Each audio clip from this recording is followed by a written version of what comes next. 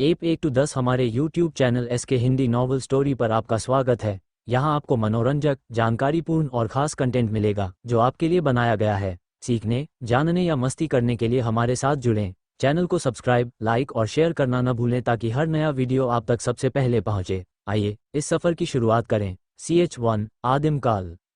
आदिमकाल एक ऐसा समय जब मानवता और दुष्टता दोनों ही अपने चरम पर थी। इनके बीच संतुलन के लिए आए समय में युद्ध होता रहता था। लोग अपने अपने ईष्ट देव की तपस्या करके उनसे वरदान मांगते थे, शक्तिशाली बनते थे। लोग अपने आप को सभी प्रकार के युद्ध कौशलों में अपने और अपने लोगों को प्रशिक्षण दिया करते थे। धरती की सुंदरता किसी भाग में स्वर्ग को भी मात देने वाली थी तो किसी जगह पर उसकी क्रूर आभा नर्क से भी भयानक थी। ऐसी टुकड़ों में धरती पर अलग अलग कुल, वंश, परिवार, राज परिवार, असुर वंश प्रजातियां अपना शासन फैला रही थी। यहाँ पर जीवित रहने के लिए आपको शक्तिशाली और बलशाली होना बहुत जरूरी था, वरना आप अन्य आपसे अधिक शक्तिशाली आदमी के हाथों से दबा दिए जाओगे या फिर मारे जाओगे। इन विषम हालातों में प्रलय का पालन पोषण हिमालय की पर्वत श्रृंखला में बसे हुए एक छोटे से गांव के अंदर वो आदमी अपना रूप बदल कर रहा था। उसका काम था हिमालय के जंगल में से जड़ी बूटियों को खोज कर लाना और उनको बाजार में बेच देना। इस आदमी का नाम मधुदेव था। मधुदेव देखने में हट्टा कट्टा आदमी था जिसकी उम्र अब पहले से बढ़ चुकी थी। अब वो 40 साल का हो गया था। उसकी दाढ़ी सफ़ेद होने लगी थी। उसका पहनवा गांव के आदमियों जैसा था। वो हिमालय की पर्वत श्रृंखला में ही उन्होंने अपने रहने की जगह का निर्माण किया हुआ था। उन लोगों ने उन पहाड़ों में गुफा को, जिसके कुछ 1 किलोमीटर पर नदी बहती थी और चारों और कुछ मील के बाद जंगल शुरू हो जाते थे। गांव और उनके बीच की दूरी मुश्किल से 4-5 किलोमीटर दूर थी। मधुदेव को इस खजाना गांव में सब लोग जानते थे। उसके मुखिया के साथ बहुत अच्छे संबंध बन गए थे, जिसका मुख्य कारण था मधुदेव की हर किसी मदद करने की आदत। मधुदेव ने कुछ पैसे को छोड़कर गांव में एक लोहार की दुकान लगा ली थी, जिसके कारण अब जड़ी बूटी को कम ही जा पाता था लेने के लिए। इसके 2 कारण थे, एक उसकी उम्र और दूसरा हिमालय के अंदर का खतरा जो कि भयानक शक्तिशाली जानवरों से भरा हुआ था। वो कभी भी उसके अंदर भीतर गहराई में नहीं गया था। अपनी युद्ध की क्षमता खोने के बाद उसने कई बार उसको सुधारने की कोशिश करी थी, मगर हर बार उसको असफल होना पड़ा था। उसका आध्यात्मिक साधना आधार उस हमले को अपने ऊपर लेने में नष्ट हो गया था। वो उस पल को याद करके उसकी आंखों में खून उतर आता था, मगर वर्तमान हालात को देखकर और अपने दोस्त को दिए हुए वचन के कारण कभी भी उसने उस तरफ का रुख नहीं किया और ना ही उसने बदला लेने के बारे में सोचा।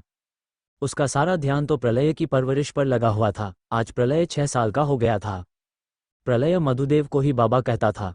प्रलय जब सीखने के लायक हुआ तो मधुदेव ने उसको साधना विधि और कुछ आधारभूत युद्ध कौशल के बारे में जानकारी दी, जिसको समझकर प्रलय जी जान से अपनी साधना और प्रशिक्षण पर ध्यान देने लगा था। मगर उसका शरीर बहुत ही कमजोर था। वो दुबला पतला लड़का था जिसकी हड्डियों पर मांस चिपका हुआ दिखाई देता था। मधुदेव को इसका कारण पता था, मगर वो उसका इलाज नहीं करा सकता था क्योंकि उसकी नज़र में ऐसा कोई नहीं था जो रक्तसील को खोल सके।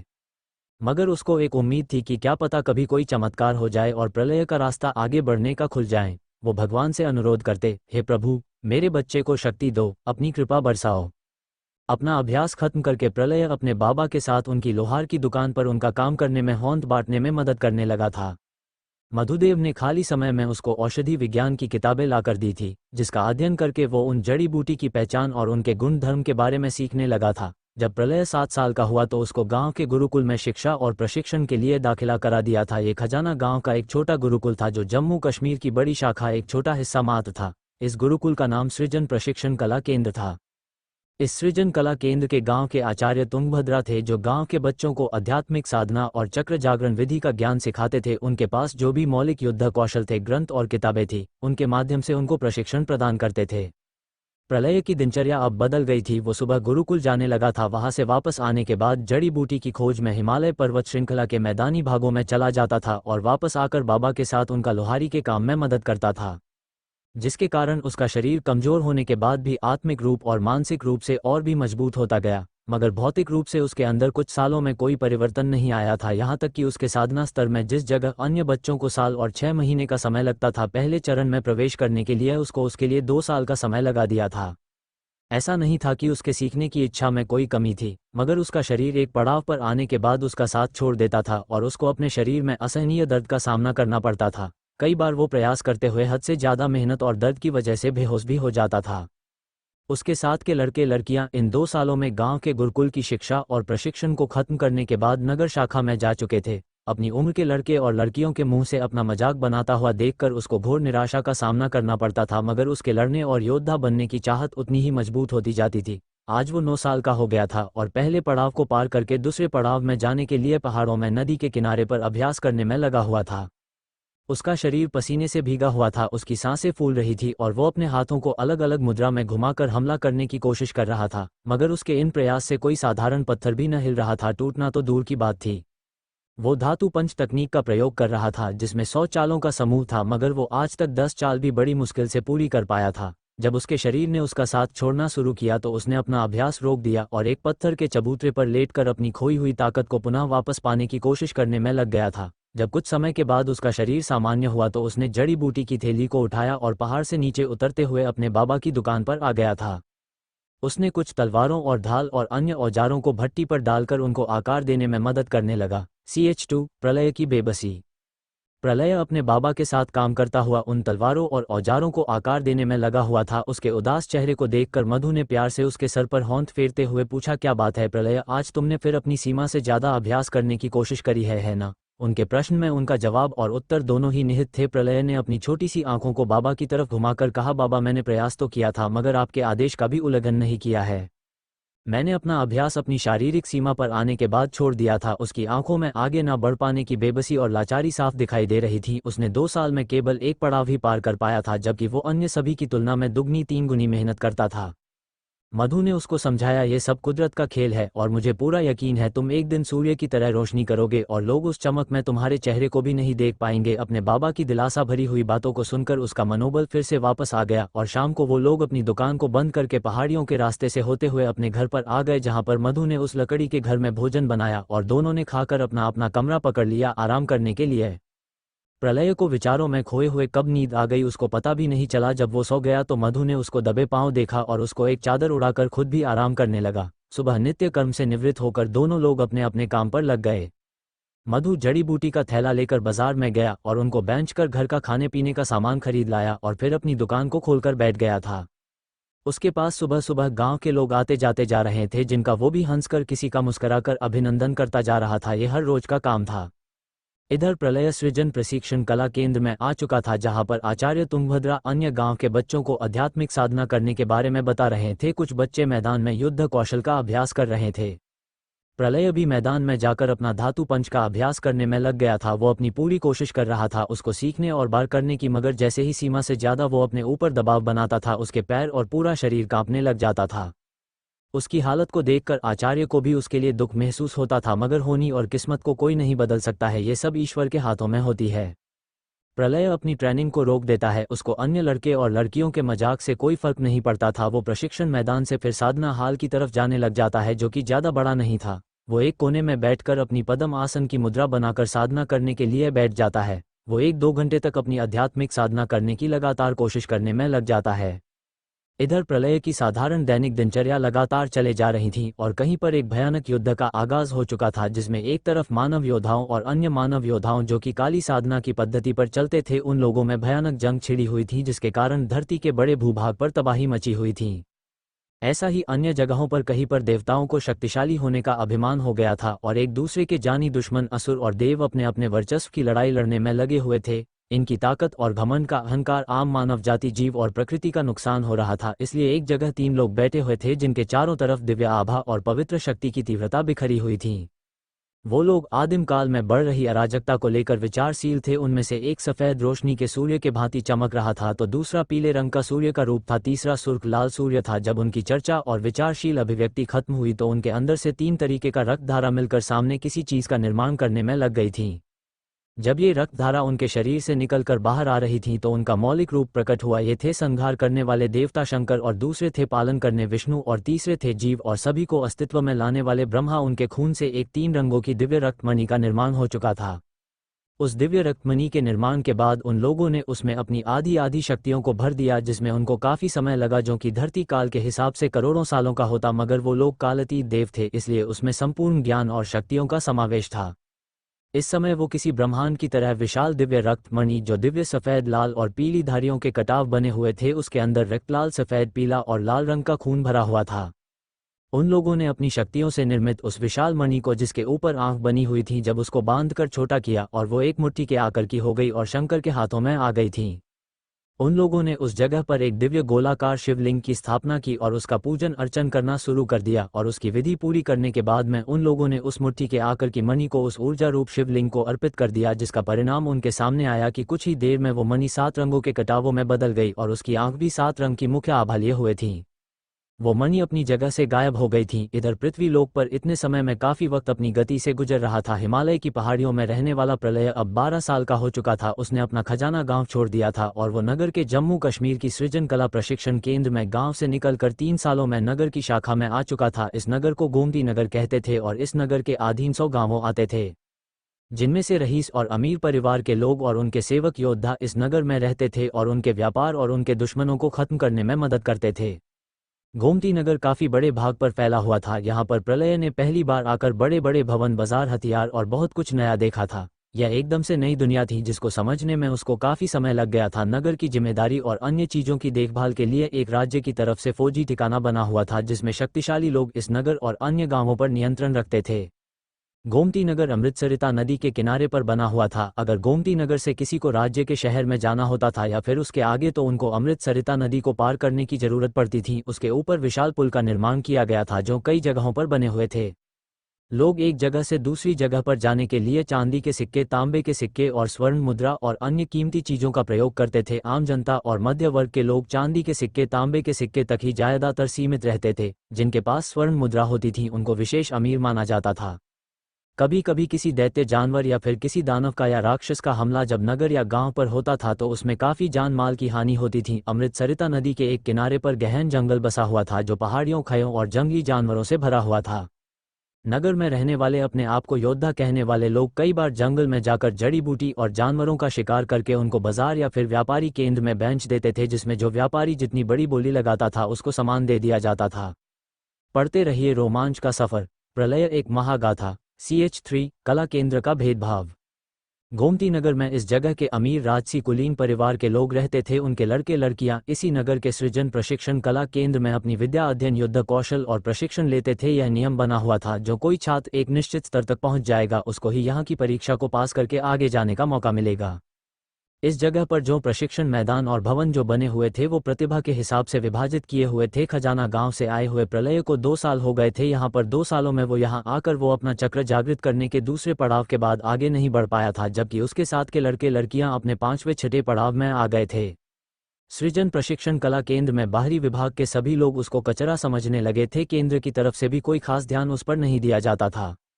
कुछ आचार्य थे जो उसकी परेशानी समझते थे मगर वो भी उसकी किसी प्रकार की मदद करने में असमर्थ थे, जबकि बाहरी विभाग में पढ़ने वाले छात्र जो कुलीन परिवार से आते थे वो लोग अपने धन के बल पर अधिक सुविधा को ले सकते थे, इसलिए वो सभी अच्छी और उच्च सुविधा का प्रयोग करते थे। जबकि गांवों से आने वाले गरीब और मध्य वर्ग के छात्र भी अपनी कोशिश किया करते थे कि उनके संबंध और संपर्क ऐसे लड़के लड़कियों से अच्छे बने रहें। इसलिए हर कोई अपने से ज्यादा शक्तिशाली छात्र और उनके समूह की चापलूसी करता रहता था। इसलिए बाहरी विभाग में इन लड़कों और लड़कियों के समूह भी बने हुए थे।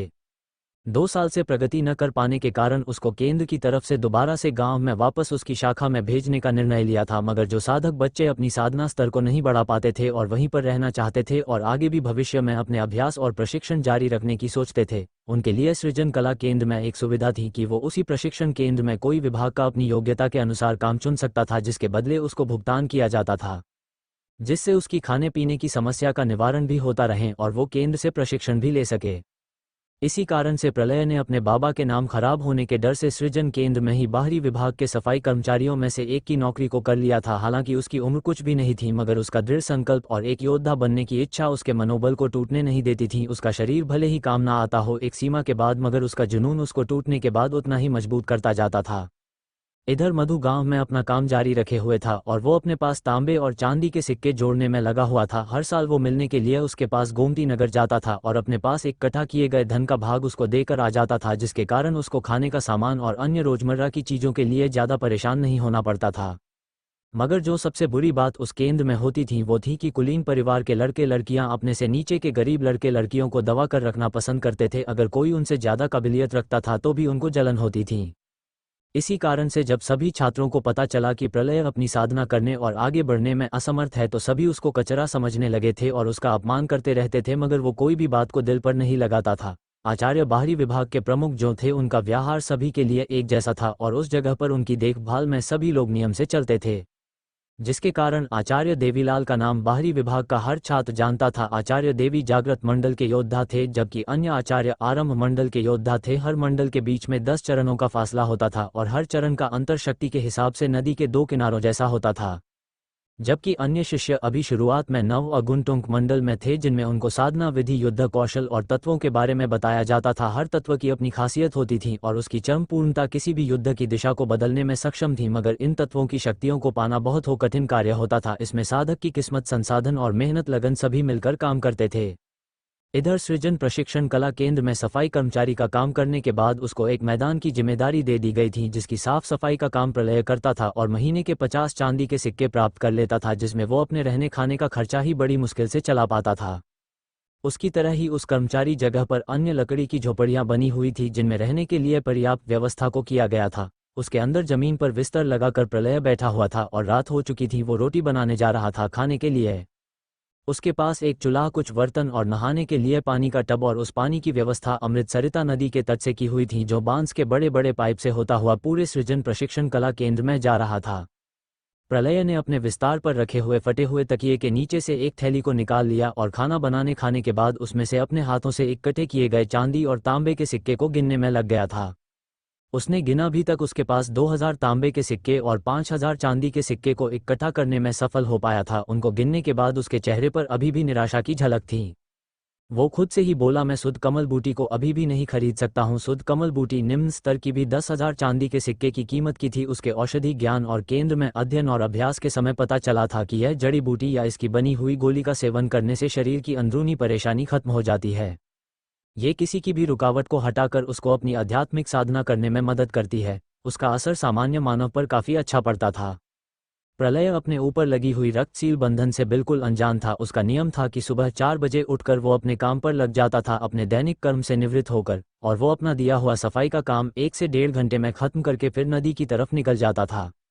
वो उसका पसंदीदा स्थान था। वो उसमें स्नान करके पास में ही जंगल में पत्थर से बने हुए एक शिवलिंग पर एक लोटा जल डालकर कुछ अपनी शिकायत करता था और फिर उस जगह से एक नई उम्मीद के साथ अपने केंद्र में वापस आकर प्रशिक्षण की तैयारी करने लग जाता था। 7 बजे से सभी छात्रों और आचार्यों का ट्रेनिंग के मैदान में और अन्य जगहों पर आना शुरू हो जाता था। कुछ लोग अपने रुतबे और पैसे के कारण अक्सर लेट भी आते थे, मगर आचार्य लोगों का सोचना था कि युद्ध क्षेत्र में काबिलियत लड़ने की काम आती थी, उसी से किसी के जीवन की प्राण रक्षा होती थी। अगर आप पर्याप्त शक्तिशाली ना होकर धन वैभव में पड़े रहें तो निश्चित रूप से आप एक दिन अपने प्राणों से होंठ धो दोगे। पढ़ते रहिए रोमांच का सफर। प्रलय एक महागाथा। CH4 क्या प्रलय की मृत्यु हो जाएगी? सृजन प्रशिक्षण कला केंद्र में प्रलय अपने कामों को पूरा करने के युद्ध अभ्यास के लिए अन्य बाहरी छात्रों के साथ युद्ध मैदान के एक कोने में अपना अभ्यास करने की कोशिश कर रहा था। तभी उसके पास पीछे से एक लड़की की आवाज़ आती है, जो किसी लड़कों के समूह के साथ में खड़ी हुई थी और लड़के उस लड़के के प्रति इज्जत का भाव रखे हुए थे। वो उस जगह से गुजरते हुए प्रलय को अपना अभ्यास करता हुआ देखकर रुक गए थे। उनमें से वो लड़की ने प्रलय का उपहास उड़ाते हुए कहा, देखो कि एक कचरा नकारा अभी भी अपना अभ्यास करने की कोशिश कर रहा है। उस लड़की ने बड़े ही घमंड में कहा, तू कितना भी कोशिश कर ले कभी योद्धा नहीं बन सकता है। प्रलय ने उसकी तरफ देखा और कहा, अपना अभ्यास रोककर मेनका तुम्हारी परेशानी क्या है? तुम अपने काम से काम नहीं रख सकती हो क्या? मैं तुमसे उस दिन के हुए हादसे के बारे में कितनी बार माफ़ी मांग चुका हूँ और तुम हो कि मुझे जब भी मौका मिलता है परेशान करने लग जाती हो। उसके साथ आया हुआ लड़का, जो कि कुलीन परिवार से ताल्लुक़ रखता था, यह आर्य परिवार का लड़का था जिनका नगर में प्रभाव था। उसके पिताजी कई गांवों के मुखिया थे जो अपना व्यापार और नगर की सुरक्षा व्यवस्था में योगदान करते थे। उसके साथ खड़ी हुई लड़की वर्मा परिवार की लड़की थी, जो देखने में बहुत सुंदर थी। उसका गोरा रंग, काली आंखें, लंबे बाल कमर तक लहरा रहे थे। उसने राजसी कपड़ों को पहना हुआ था। वो 6 पड़ाव का चरण पार कर चुकी थी। उसके साथ खड़ा हुआ लड़का नीलेश, जो कि आर्य परिवार से आता था। प्रलय को पता था कि वो उस लड़की को पटाने और रिझाने की हर कोशिश करता रहता था, मगर मेनका उसको कम ही भाव देती थी। वर्मा परिवार की पकड़ गोमती नगर पर मजबूत थी, साथ ही वो इस राज्य के शहर तक भी अपनी अच्छी पहुंच बनाए हुए था। धन संपदा हर मामले में वर्मा परिवार आर्य परिवार से ऊपर था। इस लड़के का नाम मयंक था। उसने उनके बीच की बातों को सुना और उसने सोचा यह एक अच्छा मौका है मेनका के सामने अपने वर्चस्व और ताकत को दिखाने का। इसलिए उसने एक कदम आगे बढ़ते हुए प्रलय को खा जाने वाली नजरों से देखा और कहा, तुम्हारे जैसे नाली के कीड़े की इतनी हिम्मत कैसे हो गई जो तुम वर्मा परिवार की राजकुमारी से जवान लड़ा रहे हो? उनके इस शोर शराबे को सुनकर अन्य लड़के और लड़कियों का भी ध्यान उनकी तरफ खिंच गया था। मेनका को बिल्कुल पसंद नहीं आ रहा था कि लोगों को उस घटना के बारे में पता चले। प्रलय ने भी उसका कोई जिक्र नहीं किया था, मगर मयंक अपना कदम आगे बढ़ाकर प्रलय को धमकाने में लगा हुआ था। ये देखकर उसके साथ खड़े हुए लड़के भी बोल पड़े अपने नंबर बनाने के लिए। उसमें से एक लड़का सुरेश जो नगर में ही रहता था, मयंक के आगे आकर उसने प्रलय का कॉलर पकड़कर कहा कि तेरी इतनी हिम्मत हो गई जो तू मयंक भाई और वर्मा परिवार की राजकुमारी से पंगा ले रहा है।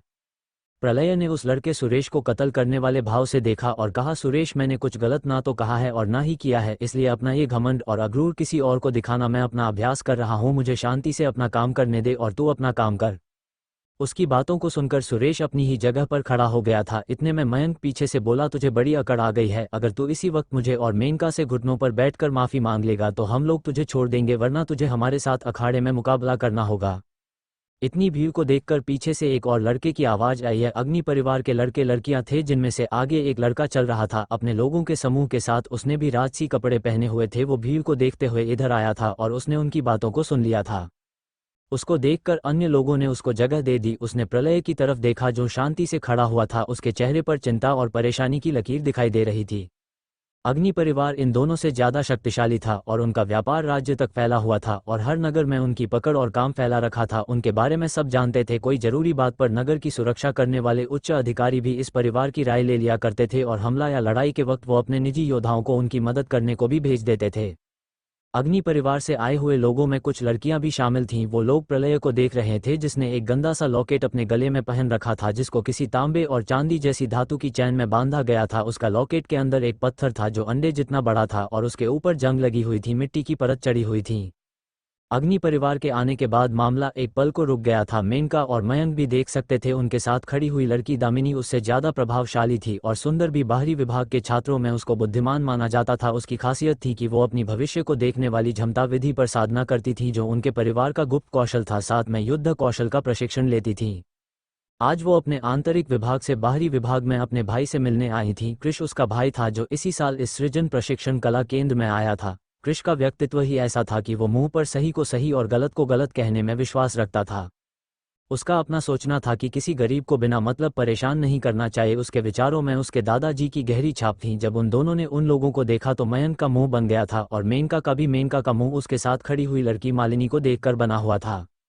कृष ने मयंक और सुरेश को देखकर कहा, क्या बात है, तुम लोगों को अपनी बराबरी वालों से मुकाबला करने में हारने का डर सताता है? जो तुम लोग एक कर्मचारी छात्र से उलझे हुए हो और उसको मुकाबले की चुनौती दे रहे हो। उसकी बात को सुनकर मयंक बोला, कृष भाई, यह नाली का कीड़ा मेनका से जवान लड़ा रहा था जो वर्मा परिवार की राजकुमारी है। इसने मेनका की बेइज्जती की है, इसलिए हम लोग इसको एक छोटा सा सबक सिखाने की बात कर रहे थे। मालिनी जो अभी भी उस समूह के पीछे खड़ी हुई थी, कृष के बराबर में आगे आई। उसने एक नज़र उन दोनों को देखा और फिर सुरेश के पास खड़े हुए प्रलय को देखा जो उनके पीछे खड़ा हुआ था, जिसके कारण उसको सीधा नहीं दिखाई दे रहा था। मालिनी को देखकर आगे आता हुआ मयंक बोला, दीदी मालिनी, मेरा कृष भाई की बेइज्जती करने का या उनकी बात को काटने कोई मतलब नहीं है। और फिर सभी जानते हैं आप आंतरिक विभाग की दूसरे ताकतवर योद्धा हो, ऐसे में आपका इस मामले में आपका और कृष का बीच में आना ठीक नहीं लगता है। मालिनी ने एक नज़र उसके पीछे खड़े हुए लड़के की तरफ देखा जिसको सब लोग नाली का कीड़ा और कचरा कह रहे थे। वो दुबला पतला लड़का अपनी आंखों में जुनून लिए हुए खड़ा था। मालिनी की नज़र भी उसके गले में पड़े हुए लॉकेट पर गई और उसका खून और आत्मा कांपने लगी। उसने कुछ ही पलों में अपनी नज़र उस लॉकेट से हटाकर प्रलय के चेहरे पर डाली जिसने एक साधारण कपड़े पहने हुए थे जो उसकी हालत को दर्शा रहे थे। अचानक से मालिनी ने कुछ सोचते हुए कहा, प्रलय को अगर आज के बाद किसी ने भी धमकी और परेशान करने की कोशिश करी तो उसको अग्नि परिवार के खिलाफ जाना जाएगा। उसने बातों को घुमाते हुए कुछ ही देर में मामला रफा दफा किया और उस जगह से वापस मुड़कर जाने लगी थी। कृष को खुद समझ में नहीं आया था आखिर में उसकी बड़ी बहन ने ऐसा क्यों किया और कहा। यह बात सुनकर मयंक और मेनका भी अपने लड़कों के समूह के साथ वापस चली गई थी। अपनी बहन मालिनी को जाता देखकर कृष भी मुड़कर वापस उसके पीछे तेजी से जाने लगा था। इधर जब प्रलय ने देखा कि मामला सुलझ गया है मगर उसको अग्नि परिवार की उस लड़की की बात नहीं समझ रही थी जो वो बोलकर गई थी, जल्दी ही समय गुजर गया और कुछ समय के बाद बाहरी विभाग के छात्रों को जीवन और मृत्यु का अनुभव कराने के लिए एक परीक्षण रखा गया जिसमें से उन लोगों को समूह बनाकर या फिर अकेला जाकर जंगल में से प्रथम श्रेणी के जानवरों का शिकार करना था और उनकी कोर को हासिल करना था, जिसको सभी लोग शक्तिमणि कहते थे। इसी प्रकार से आंतरिक विभाग के छात्रों के लिए दूसरे चरण और तीसरे चरण के जानवरों और जड़ी बूटी की खोज में भेजने का अभियान दल का निर्माण होना शुरू हो गया था। इधर बाहरी विभाग में भी हर तरफ हलचल मची हुई थी। इस सूचना से और नए पुराने छात्र जंगल में शिकार करने के अभियान में शामिल होने लगे थे। उन सभी को पता था अपनी शक्तियों के परीक्षण और विकास का उत्तम अवसर होता था। इधर प्रलय, जो अपनी मेहनत के बल पर तीसरे चरण के आसपास आ चुका था, वो भी शिकार के अभियान में एक कर्मचारी वर्ग के छात्र समूह में शामिल हो गया था। दूसरी तरफ कृष्ण ने भी अपने लोगों का समूह बना लिया था, जिसमें सारे 7वें चरण के छात्र थे और वो खुद भी 8वें चरण के चरम पर आने वाला था। इधर मालिनी ने जो उस दिन अनुभव किया था उसके बारे में गुप्त रूप से अपने दादाजी को बताया था, जिसको सुनकर वो भी हैरान थे। मगर उनको लगा शायद ये कोई सहयोग भी हो सकता है, मगर अपने मन से यह बात नहीं निकाल पा रहे थे। उनकी उम्र 200 साल के पर कर चुकी थी। उनने अपनी जीवन बहुत ऊंच नीच देखी थी। वो एक समय में महाराज बिंदुसार की फौज के योद्धा हुआ करते थे, लेकिन जब से महाराज बिंदुसार की मृत्यु हुई और महारानी का कत्ल हुआ और उनके इकलौते पैदा हुए बेटे को भी मार दिया गया था, तब से वो उस नौकरी को छोड़कर लाखों मील दूर आकर इधर बस गए थे। अपनी जगह पर वापस आकर उनको बड़ा सुकून मिलता था। वो अब रक्तपात और कत्लेआम की जिंदगी से दूर थे, मगर अपने कुल के लोगों को मजबूत और शक्तिशाली बनने की हमेशा प्रेरणा देते रहते थे। उनका परिवार 400-500 से अधिक लोगों का था, इसलिए अग्नि परिवार का रुतबा अलग था। इधर मालिनी अपने साथ शामिल हुई लड़कियों और लड़के के दल को लीड कर रही थी, मगर उसने दोबारा प्रलय को नहीं देखा था। मालिनी 15 साल में ही आंतरिक विभाग की छात्र बन चुकी थी। इस बार इस अभियान दल का नेतृत्व बाहरी विभाग के आचार्य मनोहर देव कर रहे थे, वहीं पर आंतरिक विभाग का नेतृत्व कैलाश माथुर कर रहे थे। मनोहर देव और कैलाश माथुर की शक्तियों में कोई खास फर्क नहीं था। आखिर सभी औपचारिक गतिविधि को पूरा करने के बाद उन लोगों का दिन तय हो गया था कितने छात्र इस अभियान पर जा रहे थे। पढ़ते रहिए रोमांच से भरपूर सफर। प्रलय एक महागाथा CH5 प्रलय और चरण 8 का बाग। सृजन प्रशिक्षण कला केंद्र के अंदर कुल 100 समूह बनाए गए थे, जिनमें से 50 समूह आंतरिक विभाग के छात्रों के थे और 50 समूह बाहरी विभाग के छात्रों के थे, जिनमें हर वर्ग के छात्र शामिल थे। एक को कैलाश माथुर की अगुवाई में जाने के लिए तैयार किया गया था और वो लोग पहले निकल पड़े अमृत सरिता नदी की तरफ। कैलाश माथुर हवा में उड़ते हुए उनका रास्ता प्रशस्त कर रहे थे, जबकि अपनी सभी जरूरी सामान और चीजों को लेने के बाद बाहरी विभाग के छात्र भी मनोहर देव की अगुवाई में आगे बढ़ने लगे थे। मनोहर देव भी हवा में आगे उड़ते हुए जा रहे थे और कुछ ही देर में वो लोग भी अमृत सरिता नदी के बने हुए पुल के पास आ गए थे, जिस दिशा से कुछ किलोमीटर के बाद जंगल की सीमा आरंभ होती थी। कैलाश देव की अगुवाई में आंतरिक छात्र बहुत जल्दी उनकी नजरों से ओझल हो गए थे। उन सबकी साधना और गति दोनों ही बाहरी छात्रों से अधिक थी। इधर मनोहर देव की अगुवाई में सभी बाहरी आंतरिक शीर्ष छात्र और अन्य छात्रों का समूह अपनी अपनी काबिलियत के अनुसार आगे बढ़ते जा रहे थे। उन लोगों ने जंगल की पूर्व दिशा को निर्धारित किया था और उनसे पहले वाला समूह उत्तर दिशा में आगे जा चुका था। इस विशाल जंगल का फैलाव कई 100 किलोमीटर तक था। लगभग ये क्षेत्र 400-500 किलोमीटर के दायरे में फैला हुआ था और बड़े बुजुर्ग योद्धाओं ने उसको 7-8 परिधि में बांटा हुआ था, जिसके कारण नए और पुराने लोगों को ज्यादा कठिन स्थिति का सामना न करना पड़े। इतिहासकारों का कहना था कि इस सुंदर वन की गहराई में कोई दिव्य जानवर रहता है जिसका रैंक ही 50 है। उस जानवर को आज तक किसी ने भी नहीं देखा था, इसलिए इस बार 2 शक्तिशाली आचार्य को भी साथ में भेजा गया था, जो कि 3-4 परिधि की मुसीबत को संभाल सकते थे। इसलिए बाहरी विभाग के छात्रों को पहली परिधि में ही शिकार करने के आदेश दिए गए थे, जबकि आंतरिक विभाग के छात्रों को दूसरी परिधि और हद से हद तीसरी परिधि में शिकार करने के लिए बोला गया था। इसलिए वो लोग कैलाश माथुर की अगुवाई में जंगल के अंदर चले गए थे। उनकी रफ्तार की तेजी के कारण वो उत्तरी दिशा में जंगल और पहाड़ियों से ढके उस सुंदर वन में दिखाई देना बंद हो चुके थे। इधर पूर्वी दिशा में मनोहर देव बाहरी छात्रों को लेकर जंगल के अंदर की पहली परिधि में प्रवेश कर चुका था। जंगल इतना घना था कि पेड़ों और पौधों की वजह से जमीन पर सूर्य की किरणें भी नहीं दिखाई पड़ रही थीं। रोशनी उनको काम घने क्षेत्र में पहाड़ियों से ढके हुए पेड़ पौधों वाली जगह पर दिखाई दे रही थी। इधर जंगल के अंदर मानव खून की गर्मी ने जंगली जानवरों को आकर्षित कर दिया था। हर तरफ से जंगल में जानवरों की भयानक आवाजों को सुना जा सकता था। मनोहर देव ने एक खुली पहाड़ी के बीच का इलाका चुना, जिस जगह पर पहाड़ों से पानी बहता हुआ झरने के रूप में गिर रहा था। वो लोग भी कई किलोमीटर अंदर आ चुके थे। सभी लोग थके हुए लग रहे थे। सबने आराम करने के लिए अपना टेंट लगा लिया और उनको इस काम को करते हुए शाम हो गई थी। उसके बाद मनोहर देव ने सभी को शिकार करके लाने और अपना अपना समूह का भोजन बनाने के लिए बोल दिया था। उन लोगों के पास कुछ चमकीले पत्थर थे जिनका प्रयोग आग जलाने के लिए किया जाता था। प्रलय के पास पहले के भी कुछ पत्थर रखे हुए थे जब वो शिकार पर आया था। आज वो उनको भी अपनी कमर पर लटक रही पोटली में डाल लाया था। उसकी कमर पर उसके बाबा के हाथों बनी हुई तलवार लटक रही थी। उसका कद इस समय 5-6 फुट के आसपास था। दुबले पतले शरीर के साथ उसकी आंखों में जुनून दिखाई दे रहा था। उसकी आंखों की चमक बता रही थी कि उसका यहाँ पर आने का कुछ और भी मकसद था, मगर वो इस बात से अनजान था कि वो भले ही सबसे कमजोर और पीछे चलता हुआ आया था, कुछ लोगों की आंखों ने उस पर अपनी नज़र बनाए हुई रखी थी। यह वही लोग थे। सुरेश मयंक का समूह दूसरी तरफ मेनका भी अपने समूह में थी। तीसरी तरफ कृष अपने समूह के लोगों के साथ बैठा हुआ था और आसपास के माहौल का जायजा ले रहा था। उसकी तेज आंखों से मयंक और मेनका की मंशा छुपी हुई नहीं रह सकी थी। वो दूर सबसे अलग कर्मचारी छात्रों के तंबू को देख रहा था जो अपनी फटने की हालत में था। उसके अंदर प्रलय और 3 लड़के बैठे हुए थे जो आपस में बातें कर रहे थे। उनके अंदर भी कोई दोष था जिसके कारण वो भी आगे नहीं बढ़ पाए थे। उनकी उम्र प्रलय से ज़्यादा थी। वो लोग 20-30 साल के लग रहे थे, मगर उन लोगों का व्यवहार प्रलय के लिए छोटे भाई के जैसा था। वो लोग आपस में अपने सुख दुख की बातें कर लिया करते थे। कारण धीरज और रमेश को पता था कि प्रलय कमल बूटी को ढूंढने के लिए इस अभियान दल में शामिल हुआ है। करण, रमेश और धीरज को यह औषधि के बारे में जानकारी भी प्रलय ने दी थी। उसका ज्ञान इस मामले में काफ़ी अच्छा था। वो लोग भी अपने लिए शिकार करने के लिए उस तंबू वाले क्षेत्र को छोड़कर अंदर जंगल की तरफ निकल गए एक दिशा में, और उन लोगों ने जल्दी ही किस्मत से एक हिरन का शिकार करने में सफलता पा ली थी, जो कि आधे चरण में विकास कर रहा था। मगर उनको इसको मारने के लिए भी सभी ने योजना बनाकर किया था, वरना उसके हमले से वो लोग घायल या फिर मारे भी जा सकते थे। कुछ घंटों के बाद वो लोग जंगल से निकलकर बाहर वापस अपने तंबू में आ गए। उनके पीठ पर एक मारा हुआ हिरन रखा हुआ था, जबकि अन्य लोगों ने भी जानवरों का शिकार किया था। किसी को मेढक, किसी को खरगोश, किसी को कछुआ, किसी को चींटी, किसी को छिपकली, किसी को भालू का बच्चा। ऐसे अपने अपने जानवरों का शिकार करके सभी लोगों ने कुछ घंटों में उनको पकाने की तैयारी कर दी थी। प्रलय ने पास से ही कुछ लकड़ियों को इकट्ठा किया और फिर धीरज ने उन पत्थरों की मदद से आग जला दी थी। इसी प्रकार हर ग्रुप अपना काम कर रहा था और एक दूसरे को देखकर मजाक और हंसी भी उड़ा रहे थे। कुछ घंटों में सभी का भोजन बनकर तैयार हो जाता है और सभी लोग खाना शुरू कर देते हैं। मगर प्रलय, धीरज और रमेश अभी भी अपने हिरन को आग में पका रहे थे। जब अच्छी तरीके से पक जाता है तो प्रलय अपने पीठ पर लादे हुए थैले से कुछ मसाले निकालकर उसके ऊपर अच्छी तरीके से डाल देता है और फिर कुछ आधे घंटे उसको पकने देता है। उन मसाले के प्रभाव से उसके बनी हुई मीट की खुशबू हर जगह फैलने लग जाती है। उस महक ने काफ़ी लोगों को अपना मन ललचाने पर मजबूर कर दिया था।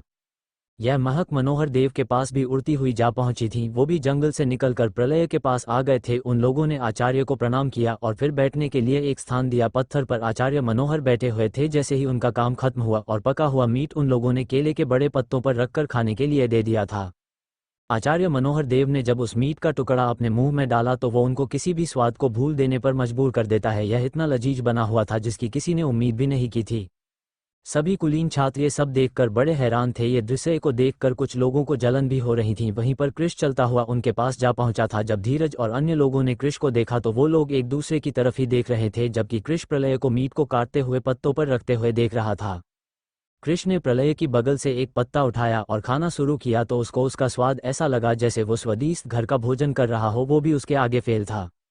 जब प्रलय ने उसको खाते हुए देखा तो हल्का मुस्करा दिया, जबकि कृष ने खाते हुए ही कहा, भाई प्रलय, क्या तुम मुझे इस तरीके से पकाना सिखा सकते हो? तुमने कौन से मसाले डाले हैं? इसमें उसके प्रश्न रुकने का नाम ही नहीं ले रहे थे, जबकि प्रलय ने अपने साथियों को भी खाने को दिया और फिर कृष की तरफ देखकर बोला, उस दिन मैं आपका शुक्रिया नहीं कर पाया था दोस्त, तो मेरी तरफ से इसे शुक्रिया का तरीका ही समझ लो। उनकी बातें खाते हुए होती रही और बातचीत में रिश्ते की नींव गहरी होती जा रही थी। आचार्य मनोहर देव अपना भोजन खत्म करके उन लोगों को छोड़कर फिर से जंगल में चले गए थे। वो इस समय एक सबसे बड़े और ऊंचे पेड़ की चोटी पर बैठे हुए थे जहां से उनको हर तरफ देखने में सुविधा हो रही थी। इधर सभी लोग आराम करने लगे थे, मगर ना जाने क्यों प्रलय को नींद नहीं आ रही थी। इसलिए वो उस जगह से पहाड़ी झरने के पास चला गया जिसके बराबर में एक विशाल दरार बनी हुई थी। वो उस पहाड़ी पर ऊपर चढ़ गया और आसमान में बनी हुई तारों की छवि को बैठकर देखने लगा था। आधी रात के बाद उस सुंदर वन के ऊपर का मौसम बदलने लगा था और सुबह होते होते काले बादलों, बिजली और बारिश ने जंगल को और भी डरावना बना दिया था। हवा इतनी तेजी से चल रही थी कि आपस में पेड़ की टहनियां भी टकरा रही थीं। उस हालत में मनोहर देव ने सभी को किसी गुफा को खोजने का आदेश दिया जिससे सभी लोग उसके अंदर इस बारिश और तूफान से बच सके। सभी लोग तीतर वितर होकर उस जंगल रहने और रुकने का सुरक्षित स्थान तलाश करने में लग गए थे। मगर कुछ घंटों के बाद उन लोगों को जगह मिल भी गई थी, जो कि पहाड़ों में बनी हुई एक सुरंग जैसी बड़ी गुफा लग रही थी जिसके अंदर पहली रैंक के जानवर रुके हुए थे। इतने सारे लोगों को देखकर वो जानवर भी उस गुफा को खाली करके भागने लगे थे। मगर इधर उत्तरी दिशा में उससे बड़ा भूकंप आया हुआ था। आधे से अधिक आंतरिक छात्र मारे जा चुके थे। जो जिंदा बचे थे वो अनजाने में ही अपनी पूरी रफ्तार से पूर्वी दिशा में भाग रहे थे। आचार्य कैलाश माथुर का पूरा शरीर खून से रंगा हुआ था। उनके शरीर से खून निकलकर बारिश के पानी के साथ बह रहा था। उनके पीछे एक भयानक आभा पीछा करती हुई और शिकार करती हुई आ रही थी। वो एक बार फिर से दहाड़ लगाई। इस बार यह आवाज़ उन लोगों के कानों तक भी आ पहुंची थी। उन लोगों के पीछे काला शेर अपनी बड़ी बड़ी लाल आंखों के साथ उनका पीछा कर रहा था। उसके मुंह पर खून लगा हुआ था, उसके मजबूत बड़े बड़े पंजों पर भी, और उसके नाखूनों के बीच में अभी भी मांस टुकड़ा फंसा हुआ देखा जा सकता था। उसके शरीर का आकार किसी हॉन्थी के जैसा था। उसके मुंह से तलवार जैसे कठोर तेज दांत बाहर निकले हुए थे। उसके पूरे शरीर पर काले बाल थे। जिसके कारण इस भयानक तूफान में उसका शरीर बिजली की चमक के साथ ही दिखाई देता था। आसपास के छोटे जानवर खतरा महसूस करके सभी जंगल के अंदर सुरक्षित जगहों पर चले गए थे। कुछ ही समय में बाहरी विभाग के छात्रों और आंतरिक विभाग के छात्रों की हालत खराब हो गई। जब उन लोगों ने एक दूसरे को देखा तो उनकी हालत ही समय के नाजुक मोड़ को बता रही थी। वो सभी खून से लथपथ थे। पढ़ते रहिए रोमांच से भरपूर। प्रलय एक महागाथा। CH6 बुरे फंसे दोनों तरफ से। आने वालों छात्रों की हालत को देखकर उन लोगों ने उनको रुकने के लिए बोला, लेकिन जब मनोहर और अन्य लोगों को उन छात्रों ने सारी बात बताई तो उनके पैरों तले भी जमीन खिसक गई थी। आधे से ज्यादा लोगों का मारा जाना वास्तव में नगर में कोहराम मचा देने वाला था। उनकी बातों को सुनकर सब डर के मारे कांप रहे थे, मगर तभी मनोहर को भयानक आभा महसूस हुई जो इसी तरफ अंदर से बाहर निकल कर आ रही थी। उसको महसूस करके अब सबकी जान हलक में आ गई थी। धीरे धीरे वो भयानक आभा पास आती जा रही थी। मनोहर ने सभी को वापस चलने और अपनी अपनी जान बचाने के लिए भागने को बोला था। तभी उसको महसूस हुआ दो हरी रंग की आंखें कुछ मील दूर से उनको घूर रही थी। यह एक बाघ था जिसके ऊपर शरीर पर हरी लाल धारियां बनी हुई थी। वो चलता हुआ इधर ही आ रहा था। उसने अपनी गर्दन को उठाकर कुछ सूंघने की कोशिश करी और उसकी आंखें हरे रंग में जलने लगी जैसे आग जलती है। इधर पीछे से बचते हुए कैलाश माथुर और जिंदा बचे हुए लोग भी उनके दायरे में आ गए थे। सभी की हालत खराब थी। वो लोग दोनों तरफ से घेरे गए थे। वो 8 चरण के बाघ और शेर के होंठों आज वास्तव में सबकी किस्मत खराब थी। वो सभी इस तूफानी काली रात में मारे जाने वाले थे। हर तरफ भगदड़ मच गई थी। प्रलय भी उस भगदड़ में दिशा ज्ञान न होने के कारण जंगल के भीतरी भाग में अपनी जान को बचाकर भाग रहा था। सभी लोग एक दूसरे से अलग हो चुके थे। गलती से मालिनी घायल हालत में कृष को मिल गई थी। उसका चेहरा भी पीला पड़ा हुआ था। इधर जब दो जानवरों ने एक दूसरे को देखा तो उन लोगों को एक पल नजरअंदाज किया और उनकी आपस में नजरें मिली। दोनों के मुंह से एक शक्तिशाली दहाड़ निकली जिसकी तरंग के हमले से ही भागते हुए छात्र घायल हो गए थे। वो ध्वनि तरंगें उनके शरीर से खंजर की तरह टकरा गई थीं। मनोहर और कैलाश माथुर से जितना बन सकता था उन लोगों ने छात्रों को बचाने के लिए ऊर्जा कवच का निर्माण किया जो पलक झपकते ही काफी बड़े क्षेत्र में फैल गया था। उसने कई मील का दायरा अपने अंदर ढक लिया था। उन लोगों को इधर उधर बिखर जाने से दोनों जानवरों को गुस्सा आ गया था और उन दोनों जानवरों ने अपना मुंह खोलकर अपना पंजा उठाया और एक तरफ आग की बनी हुई हजारों तलवारें हर दिशा में उड़ गई थीं। ये हमला काले शेर ने किया था, जबकि उस धारी वाले बाघ ने अपना मुंह खोला और उसके सामने हरी आग के हजारों चक्र प्रकट हो गए जिनको उसने भी हर दिशा में भेज दिया था, जिसके कारण हरे रंग के आग के चक्र और आग से बनी हुई तलवार जो आपस में टकरा गई थी उनसे भयानक ऊर्जा का विस्फोट हुआ था और एक पल को काली अंधेरी तूफानी सुबह जो रात जैसी लग रही थी कुछ जगहों पर रोशन हो गई थी। आसपास के पेड़ और पहाड़ उसके कारण धूल में मिल गए थे। उस काले बादलों और बिजली के आसमान में गर्जने का माहौल सुंदरबन तक ही सीमित नहीं था। इस समय धरती का एक बड़ा भूभाग इस कुदरती आपदा का सामना कर रहा था। गोमती नगर में भी यही हाल था। अमृतसरिता नदी भी बारिश के कारण अपने उफान पर थी। सृजन प्रशिक्षण कला केंद्र में भी लोग आचार्य परेशान थे और सबसे ज्यादा तो उन कुलीन परिवार के लोग परेशान हो गए थे जिनके बच्चे जंगल में शिकार पर परीक्षण के लिए गए हुए थे। बहुत से परिवार के लोगों ने अपने सबसे शक्तिशाली लोगों को बच्चों को खोजने और वापस लाने के लिए भेज दिया था। इसमें कला केंद्र के आचार्य और अन्य लोगों का समूह भी शामिल था। इस भयानक मौसम में खतरनाक जानवरों के बाहर आने के डर होता था, इसलिए ये लोग सुरक्षा की दृष्टि से कई गुटों में बंटकर तेजी से जंगल के अंदर की तरफ कूच गए थे। जंगल के अंदर प्रलय, धीरज, नीरज और रमेश अलग अलग दिशाओं में भाग चुके थे। यही वहां पर मौजूद अन्य छात्रों ने किया था। अपनी शक्ति के साथ प्रलय की भागने की रफ्तार अन्य लोगों से बहुत धीमी थी। इधर आधे से भी ज्यादा लोगों की मृत्यु हो चुकी थी। दोनों जानवरों में भयानक टकराव शुरू हो चुका था जिसके कारण उस डरावने माहौल में आंधी के साथ साथ जो शक्तियों की लहर उठ रही थी वो बाहरी परिधि में तबाही मचाए हुई थी। जो लोग गोमती नगर से गए थे उन लोगों ने कुछ ही घंटों में जंगल के अराजक माहौल को समझ गए थे। वो लोग जो मिल रहा था उसको बचाने में लग गए। वो लोग हर दिशा में फैल गए थे। दूसरी तरफ उस काले घने बादलों के अंधेरे और बारिश बिरजी तूफान के बीच केवल प्रलय ही दिशा भूल नहीं हुआ था। कला केंद्र के करीब 50 छात्र भी उसकी दिशा में भाग चुके थे। वर्तमान समय में उस युद्ध के बीच में प्रलय खून से लथपथ हुआ जंगल की गहराई में पड़ा हुआ था, जो शायद 7वीं-8वीं परिधि होगी। इधर दोनों जानवरों का कई दिनों तक युद्ध चलने के बाद दोनों के ही शरीर घायल हो चुके थे। उनके शरीर से भी खून रिस रहा था। दोनों जानवर शेर और बाघ लड़ते हुए खून से लथपथ हालत में उसी क्षेत्र में आ चुके थे जिसमें प्रलय अपनी टूटी हुई हड्डियों और शरीर से रिश्ते हुए खून के साथ पड़ा हुआ था। उसके गले में लटका हुआ लॉकेट अभी भी उसके खून से दूर था, उस पर कोई खून नहीं लगा था। जब उन जानवरों ने एक बार फिर से मानव रक्त की गंध को सूंघ लिया तो वो कुछ ही छलांग में उसके पास कुछ दूरी पर आकर खड़े हो गए थे। उन बाघ और शेर को अपने सामने खड़ा हुआ कुछ दूरी पर देखकर अपने आप उसके खून में रंगे हुए होंठ उसकी छाती पर जा चुके थे जिनके अंदर मांस फट चुका था। उसकी हथेली का वो अपने शरीर को पीछे घसीटने के लिए उसने अपनी छाती की टूटी हुई हड्डियों के भयानक दर्द को एक होंठ से पकड़ा और दूसरे हाथ की कोनी टीका कर पीछे होने की कोशिश करने लगा था। वो इस बात से अनजान था कि उसके गले में पड़ा हुआ लॉकेट के अंदर का अंडाकार का पत्थर उसके खून को सोख रहा था। उसके ऊपर की जंग हट रही थी। जंगल के केंद्र में ऊपर बादलों का कला भंवर और भी गहरा हो गया और उसके अंदर भयानक बिजली की गर्जना सुनी जाने लगी थी। उसके अंदर कभी लाल, कभी पीली, कभी नीली, कभी चांदी की, कभी सोने की, कभी हरी रंग की बिजली, कभी सफ़ेद रंग की बिजली भरी जा रही थी। अचानक से इतने भयानक बदलाव ने उन दो जख्मी जानवरों को भी खतरे का आभास कराया और उन दोनों ने भी आसमान की तरफ उस अनंत काले बिजली वाले ब्लैक होल को देखा। और इधर प्रलय अपनी पूरी कोशिश करने के बाद कुछ दूर तक ही पीछे हो पाया था।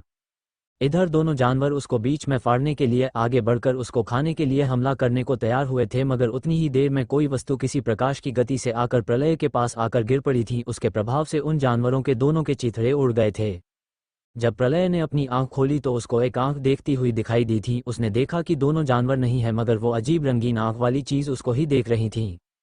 प्रलय को फिर से खतरे का एहसास हुआ और वो अपनी पूरी इच्छा शक्ति को इकट्ठा करके फिर से पीछे होने की कोशिश करने लगा था। वो कुछ दूर ही फिर से पीछे होने में कामयाब हुआ था कि तभी एक झटके के साथ रंगीन चीज उसके सीने से टकरा गई।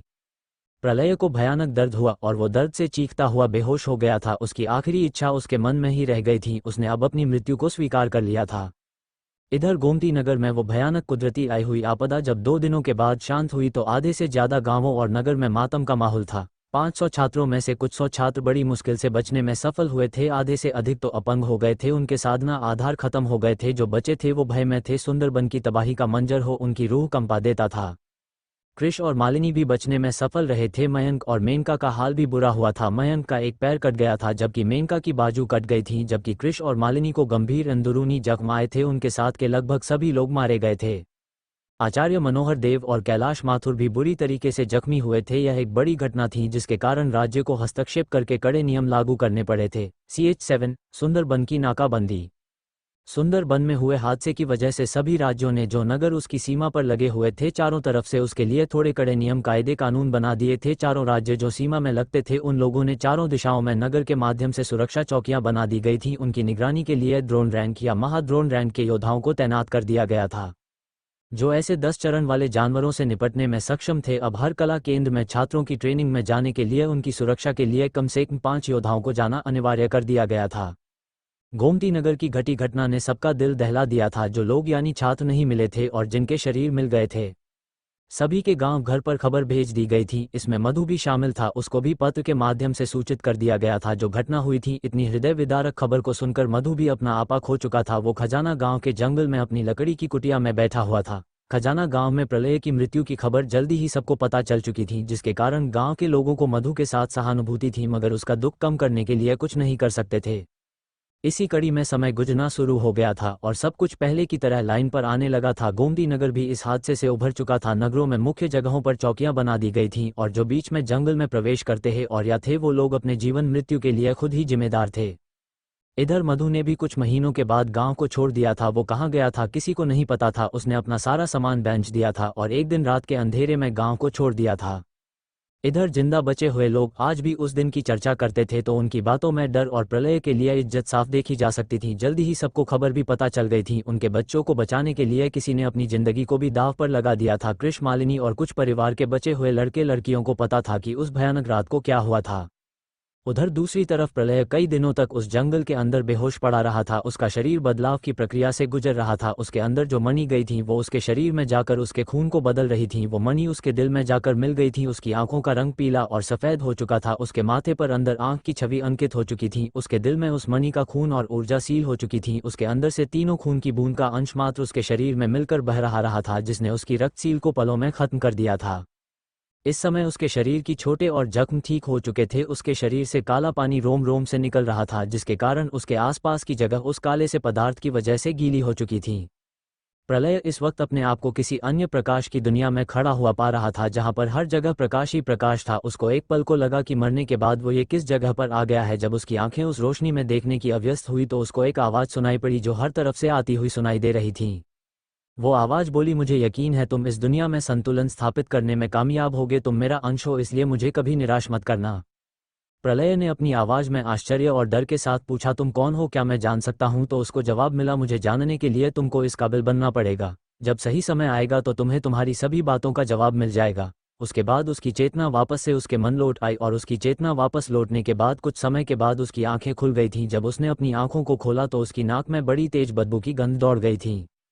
उसने हिलडुल कर देखा और अपने शरीर पर अपनी छाती पर हाथ रखा तो कोई दर्द महसूस नहीं हो रहा था उसको। वो अपनी आंखों को खोलने के बाद जब उठकर सामने देखा तो कई किलोमीटर दूर की वस्तु चीजों को देख पा रहा था। उसने अनुमान लगाया 20 किलोमीटर दूर पेड़ पर चींटी चल रही थी। वो उनकी चढ़ने की हरकत, कदम ताल, आंख, हर चीज को देख पा रहा था। उसकी आंख, कान, नाक, उसकी सभी इंद्रियां बहुत तेज हो गई थीं। वो जिस जगह पर था उस जगह के चारों ओर उसने नजर घुमाकर देखा जहां पर उसको भयानक जानवर नजर आ रहे थे जो दासियों मील दूर थे, मगर कोई भी इधर प्रवेश नहीं कर रहा था। उसने अपना शरीर देखा, वो बदबू उसके शरीर से ही आ रही थी। उसने दूर पड़ी हुई कुछ शक्ति मणि को देखा जो लाल और हरी थी। उसने उन मणि को उठाकर अपनी पोटली में रखा जो अभी भी उसकी कमर पर बंधी हुई थी। उसने सबसे पहले तो जल के स्रोत की खोज की जो उसकी जगह से अधिक दूर नहीं था। ये पहाड़ों से गिरता हुआ झरना था जो बहता हुआ पहाड़ियों में गुम हो रहा था। उसके चारों तरफ बड़े बड़े पेड़ और पहाड़ों की श्रृंखला दिखाई दे रही थी। वो पहले उठकर उस झरने में गया और अपने आप को पानी में डुबो दिया था। उसने अपने शरीर पर लगी हुई गंदगी को साफ किया और वही फटे हुए कपड़े साफ करके पहन लिए।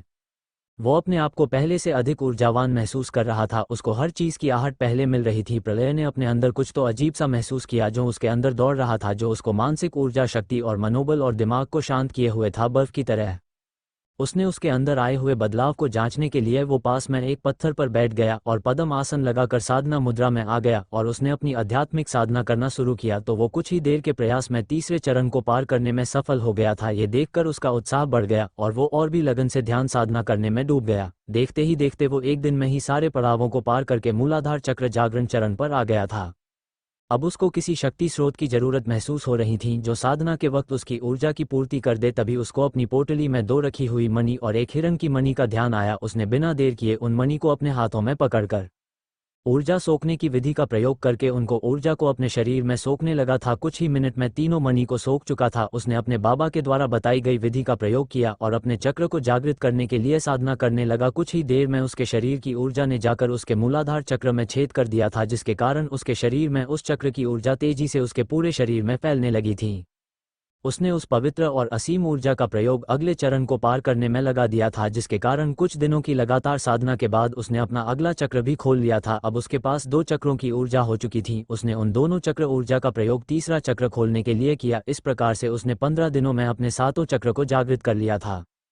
ये चक्र भेदन विधि कौशल था जो मधु ने उसको सिखाया था। यहाँ पर लोग साधना 2 पद्धति से करते थे। एक तो सभी एक एक करके पड़ावों को पार करके चक्र जागरण करते थे और हर पड़ाव के चरण को शक्तियों से भरते हुए चलते थे। दूसरा था कि आप किसी विशेष साधना कौशल का प्रयोग करके सभी चक्र को थोड़ी बहुत बाहरी ऊर्जा की मदद से सक्रिय और जागृत करके उनको चक्र ऊर्जा को आगे के चक्र जागृत करने में प्रयोग कर सकते थे। लेकिन इस विधि में आपको एक ही बार में 7 चक्रों को जागृत करना जरूरी होता था। जो ऐसा कर पाने में सक्षम होता था उसके पास आगे 8वें और 9वें चक्र को जागृत करके देव मंडल में जाने के अधिक अवसर होते थे। लोग एक एक करके भी उस जगह तक जाते थे, मगर इसमें उम्र आयु का बड़ा महत्व होता था। अगर किसी को पर्याप्त संसाधन नहीं मिलते हैं तो उसका उस मुकाम को हासिल करना मुश्किल हो जाता था। फिलहाल तो प्रलय अपने चक्र जागरण से खुश हो गया था। उसके शरीर में भी बदलाव आ गया था। अब उसकी खाल चिकनी और मुलायम हो गई थी। वो अपनी धुन में मगन हो चुका था। उसने अपने युद्ध कौशल धातु 5 और विद्युत पंच का अभ्यास करना शुरू कर दिया और 1 महीने के अंदर उसने 100 से अधिक जानवरों को मारकर उनके शक्ति मणि को अवशोषित कर लिया था। उसने कुछ वक्त से वही उसी क्षेत्र में अपने रहने का निवास बना लिया था। पूरे दिन अभ्यास, साधना और फिर शिकार करने खाने के लिए तो कभी अपनी शक्ति को बढ़ाने के लिए। इस दिनचर्या में वो कभी भी उस जंगल के 50 किलोमीटर के दायरे में ही रहा, जिसके कारण उसका बचाव खतरनाक जानवरों से होता रहा था। उसका शरीर 5-6 महीने में पूरी तरह से बदल गया था। अब उसका शरीर कठोर बन चुका था। वो अब आराम से 3-4 चरण के जानवर से मुकाबला करने में सक्षम था। उसकी धातु पंच और विद्युत पंच दोनों में महारत हासिल कर चुका था। अब उसके एक बार धातु पंच में वो 1000 किलो की शक्ति का पंच मार सकता था, जिसने 100 चालें थीं, जिसमें हर चाल पहली चाल से दुगनी मजबूत होती जाती थी। इसी प्रकार से विद्युत पंच में 5 तत्व में से एक आकाश तत्व की हवा में मौजूद कणों से बिजली प्रकट करना अपनी आध्यात्मिक शक्ति के साथ, और आसमान से बिजली के मुक्के की बारिश होना, इसमें निपुण होने के 100 कदम थे, जिसमें आखिरी कदम में कोई सभी 7 रंगों की बिजली को एक साथ मुक्के की बारिश कर सकता था। इधर उसका लॉकेट में जो अंडा के आकार का पत्थर था वो उसका गायब हो चुका था, जिसकी खबर अभी उसको नहीं थी। उसने अंदर जाकर उसके शरीर में उसके खून से मिलकर उसकी छाती पर ड्रैगन और सांप का निशान बना दिया था, जो बहुत छोटा था। दोनों ही आपस में लिपटे हुए थे। प्रलय बचपन में ही पढ़ने में तेज था, इसी कारण से वो औषधि की किताबों का अध्ययन करने के बाद उनकी पहचान करना सीख पाया था। उसने अपने बाबा के साथ काफ़ी समय उन जड़ी बूटी की खोज और उनको इकट्ठा करके बेचने में बिताया था। पढ़ते रहिए रोमांच से भरपूर। प्रलय एक महागाथा। CH8 दिव्य महाशक्ति ग्रंथ का प्रकट होना। प्रलय अपना जीवन इस समय उस जंगल में जी रहा था। वो खुद जिंदा बच गया था और उसके बाद उसकी साधना करने की रफ्तार अन्य लोगों से 200 गुना अधिक थी। वो आसपास की सूक्ष्म बदलावों को आसानी से देख और महसूस कर सकता था। उसकी शक्तियां बढ़ने के साथ साथ उसकी दिखने की शक्ति की सीमा भी बढ़ती जा रही थी। कभी उसको अपना माथा भारी लगने लगता था, जैसे कि कोई मजबूत पत्थर उसके माथे के बीच में फंसा हुआ हो। ये स्थिति उसको कई बार बेचैन कर देती थी। फिलहाल तो वो जंगल में गुफा में बैठा हुआ साधना करने में लगा हुआ था। उसकी आंखें बंद थीं और उसके शरीर से रहस्यमयी ऑरा निकल रहा था। उसके अंदर से निकलने वाली शक्तियां अब कुदरती शक्तियों को खींच रही थीं अपनी तरफ, जिसके कारण जंगल में फैली हुई आध्यात्मिक आभा उसकी ओर खींची चली आ रही थी। वो सफ़ेद रंग की रोशनी में लिपटी हुई शक्ति से एक पुतले जैसा बैठा हुआ था। वो आने वाली शक्तियों की आध्यात्मिक आभा को महसूस कर पा रहा था, जिसके कारण वो उसके शरीर के संपर्क में आने के बाद अपने आप शुद्ध होकर उसके अंदर प्रवेश कर रही थी। प्रलय की गुफा और पहाड़ और उसके कई किलोमीटर के दायरे में शक्तियों का बादल बन गया था, जो जंगल से जीवों और अन्य जानवरों की आभा को अपनी तरफ खींचता हुआ जा रहा था। वो आध्यात्मिक शक्तियों की आभा के अंश मिलकर पूरा एक विशालकाय बादल में बदल चुके थे, जिसको गुफा में बैठा हुआ प्रलय अब किसी पानी की धार की तरह रिफाइन करते हुए सोख रहा था। उसको लग रहा था कि वो अब काफी ताकतवर हो चुका है, इसलिए उसने अपनी युद्ध कौशल जो आधारभूत थे, जो धातु पंच तकनीक वो सृजन कला केंद्र में सीखता था, उसको अपने चरम सीमा तक प्रशिक्षित करना चाहता था। दूसरा जो कौशल उसने अपने बाबा मधु से सीखा था, विद्युत पंच, उसका भी अभ्यास अपनी चरम सीमा तक करना चाहता था और इसके लिए उसने जंगल में कठिन अभ्यास करना शुरू कर दिया, जिसके परिणाम स्वरूप उसके दिन लगातार उन कौशल के प्रशिक्षण में गुजरने लगे थे। उसने कुछ महीनों तक लगातार अभ्यास करने के बाद दोनों ही तकनीकी की नई सीमा को पा लिया, जिसमें वो सभी की ताकत को एक ही मुट्ठी में इकट्ठा करके हमला कर सकता था, जिसका प्रभाव बहुत ही विनाशकारी होता था। उसने उन दोनों के हमलों को जंगल के केंद्र में प्रयोग किया, मुट्ठी कौशल तकनीक का, जिसके कारण जंगल का 20 किलोमीटर में उसने सब कुछ धूल में मिला दिया था। मगर इसका एक उल्टा प्रभाव ये पड़ा कि उसकी सारी शक्तियां कम होकर केवल मूलाधार चक्र के पड़ाव में आकर दूसरे चरण में रुक गई थीं। उसके चक्र सभी सक्रिय थे, मगर ऐसा क्यों हुआ था उसका जवाब उसके पास नहीं था, लेकिन उसने गौर से देखा था कि उसकी खून की रेखा से उत्सर्जित होने वाली ऊर्जा के कुछ अंश भी उसके उस मूलाधार चक्र ऊर्जा और दूसरे पड़ाव की शक्तियों में शामिल थे। इतने समय में उसके कपड़े, जो कि उसके पास एक ही जोड़ी थे, फट चुके थे, इसलिए वो बड़े पेड़ों के पत्ते को अपनी कमर के नीचे बांध कर रखा हुआ था। ऊपर से उसका शरीर खुला हुआ था, जिसके कारण उसका मजबूत मसल शरीर दिखाई पड़ रहा था। उसके पास कोई हथियार ना होने के कारण उसने उन मरे हुए शेर और बाघ की हड्डियों से तलवार और खंजर का निर्माण किया था, जो कि लता की डोरी से मजबूती से उसकी कमर पर बंधे हुए थे। साथ में उसने उन हड्डियों से एक त्रिशूल का निर्माण किया था। अपनी आध्यात्मिक शक्ति का प्रयोग करके वो आग जला सकता था, 5 तत्वों को थोड़ा थोड़ा काबू कर सकता था। वो इस वक्त किसी आदिवासी की तरह लग रहा था। अपने पास हथियार आ जाने के बाद उसने जो जानवर मारे थे उनकी खाल से कुछ बड़े बड़े थैले बनाए और उनमें मारे गए जानवरों के शक्ति स्रोत मणि को इकट्ठा करते हुए अपना कदम एक दिशा में बाहर निकलने के लिए बढ़ा दिया था। वो डेली पैदल पहाड़ों और जंगल में चलता हुआ और बीच बीच में रुकता हुआ आगे बढ़ रहा था। दिन में नदी किनारे या झरने के किनारे देखकर वो रुकता था। वो अपनी आंखों से 100 किलोमीटर तक दूर की हरकत को आसानी से देख सकता था। अब तक उसने कुछ 100 किलोमीटर का सफर तय किया था, तभी उसको किसी की भयानक आभा और दहाड़े सुनाई देना शुरू हो गई थी। उसने पैड पर चढ़कर हर तरफ देखा, मगर उसको कुछ नजर नहीं आया दूर दूर तक, लेकिन वो आवाज और भी तेज और खूंखार होती जा रही थी। प्रलय ने ध्वनि की दिशा में ध्यान केंद्रित करने की कोशिश करी। जिस तरफ से सबसे अधिक तीव्र वेग से ध्वनि तरंगे आ रही थीं, उस दिशा में उसने अपनी गति से दौड़ लगाते हुए जाना शुरू कर दिया था। यह आवाज पहाड़ों की एक बड़ी दरार से आती हुई बाहर आ रही थी। उसके बराबर में विशालकाय झरना बह रहा था। उसको कुछ 20 मील दूरी पर यह जगह मिलेगी, उसने सोचा नहीं था। वो खतरे का आंकलन करके उस दरार में घुस गया और आधे घंटे के बाद उसको वो आवाज अपने पास और भी आती हुई मालूम पड़ रही थी। उसके अंदर 20-1 मील चलने के बाद वो एक बड़ी सी गुफा के मुहाने पर खड़ा हुआ था, जिसके आसपास हड्डियों का ढेर लगा हुआ था। वो अपना दिल थाम करके उसके अंदर जाने लगा। उसको हर तरफ बड़े बड़े जानवरों के कंकाल ही दिखाई दे रहे थे। जैसे वो अंदर जाता जा रहा था, उसकी दिल की धड़कन बढ़ती जा रही थी। उसको अपने अंदर खून में उबाल महसूस हो रहा था। कुछ और मील चलने के बाद जब वो दूसरी तरफ निकला तो देखा कि 2 बड़े विशालकाय जानवर, जिनका आकार ही 100 फुट का होगा, आपस में लड़ रहे थे। यह एक उड़ने वाला शेर था, लाल रंग, और दूसरा पीला उड़ने वाला अजगर था। उसने देखा था कि कुछ 50-100 मील दूर युद्ध का माहौल अपने चरम पर था। दोनों ही शक्तियों की लहरें टकराकर आसपास के जंगल के पेड़ों, पौधों और पहाड़ियों को खत्म करके धूल में मिला रही थीं। वो देख सकता था अन्य जानवर तीतर वितर होकर भाग रहे थे। प्रलय की नज़र एक अन्य विशालकाय गुफा क्षेत्र पर पड़ती है, जो पहाड़ों में बनी हुई थी। ये लड़ाई क्षेत्र से अधिक दूर नहीं थी। उनके मुंह से निकलती हुई आग और बर्फ की भयानक हमलों से दोनों ही घायल हो रहे थे। प्रलय भी छुपता हुआ और जानवरों से बचता हुआ आगे बढ़ता गया। वो पहले ही देख लेता था कौन सा रास्ता लेना है और किस पर खतरा मौजूद है। इसलिए वो बिना किसी अन्य शक्तिशाली जानवर की नज़र में आए बिना उस अजगर और शेर के लड़ाई क्षेत्र के पास जा पहुंचा था। वो देख रहा था वो अपने शरीर और शक्तियों के प्रयोग से एक दूसरे को घायल करने में लगे हुए थे। उनका यह मुकाबला कुछ दिनों तक चलता रहता है और दोनों ही खून से लथपथ होकर जमीन पर पड़े हुए थे। उनके अंदर अब युद्ध करने की शक्ति नहीं बची थी। इसी का फायदा उठाकर प्रलय उनके सामने प्रकट हो गया और उनके संभलने से पहले अपनी विद्युत पंच का बार उस शेर के शरीर से टकरा चुका था। उसके शरीर के चीथड़े उड़ गए थे, उसके शरीर की हड्डियां मांस इधर उधर फैल गया था। उसने दूसरा हमला धातु पंच का, जिसके कारण अजगर भी शरीर के फटने के साथ खत्म हो गया था। उसने उनकी शक्ति मणि स्रोत को निकाल लिया और फिर गौर से आसपास फैल हुए मांस और चीजों को देखने लगा था। उसने उनके शरीर के अंगों की जांच की जिसमें उसे कुछ अंगूठी मिली थी। उसने उस शेर के मांस और हड्डियों के बीच से उस अंगूठी को उठा लिया जिसके ऊपर लाल रंग का हीरा लगा हुआ था, जो किसी मजबूत धातु के साथ जुड़ा हुआ था, जिसके ऊपर लाल सफ़ेद हरी धारी बनी हुई उस धातु पर जो उस हीरे को जोड़कर रखे हुई थी मजबूती के साथ। उसने उसको उठा लिया और फिर अजगर की जांच करने लगा। उसने उसके पास भी अंदर एक अंगूठी मिली जिसके ऊपर पीले रंग का हीरा जुड़ा हुआ था, जिसके ऊपर चक्र जैसे निशान बने थे और उसको किसी हरी पीली धातु के मिश्रण से बने हुए आधार के साथ जोड़ा गया था। उसने उन दोनों अंगूठी को अपनी अंगुली में डाल लिया और वो उसकी अंगुली में उसके आकार के अनुसार खुद ही फंस गई थी। उसने उनके महत्वपूर्ण अंगों को निकालकर जैसे दिल और आंखें और अन्य चीजों को अपनी जानवरों के थैले में रखा और अपनी पीठ पर बांध लिया था। उसने उस शेर की हड्डियों से अपने लिए कुछ तलवार, खंजर और ढाल त्रिशूल का निर्माण किया। उसको ये सब करने में कुछ दिनों का समय लगा था। उसके बाद वो वापस से उस गुफा में प्रवेश करने के लिए वापस आ गया था। इधर अन्य जंगली जानवरों ने जब देखा कि अब वो भयानक लड़ाई की आवाज बंद हो गई है और उनकी आभा और अभी खत्म हो चुका है, तो अन्य जानवरों में जो सबसे शक्तिशाली थे उनमें उस जगह पर कब्जा करने के लिए होड़ लग गई थी, मगर जिसके कारण धीरे धीरे बाहर उस जगह पर जानवरों का आना शुरू हो गया था और उनको संख्या बढ़ती जा रही थी। इधर प्रलय अपने सामान के साथ अंदर की तरफ जाता जा रहा था। उसको किस्मत से अभी तक छोटे मोटे जानवर ही टकराए थे, को बाहर भाग रहे थे। जो जानवर उस पर हमला करने की कोशिश करते थे उनको वो मारकर भगा देता था। इस काम में उसका त्रिशूल और तलवार और खंजर का अच्छा अभ्यास हो रहा था। साथ में उसकी पीठ पर थैले और वजन दोनों ही बढ़ता हुआ जा रहा था। उसके अंदर कई मील चलने के बाद वो गुफा के आखिर में बने हुए एक बहुत ही बड़े तालाब के पास जा पहुंचा, जिसके अंदर पीला पानी रक्त मिला हुआ भरा हुआ था। उसके अंदर से अजीब सी ऊर्जा उठ रही थी, जैसे कि वो 4-5 मील का तालाब उबल रहा हो।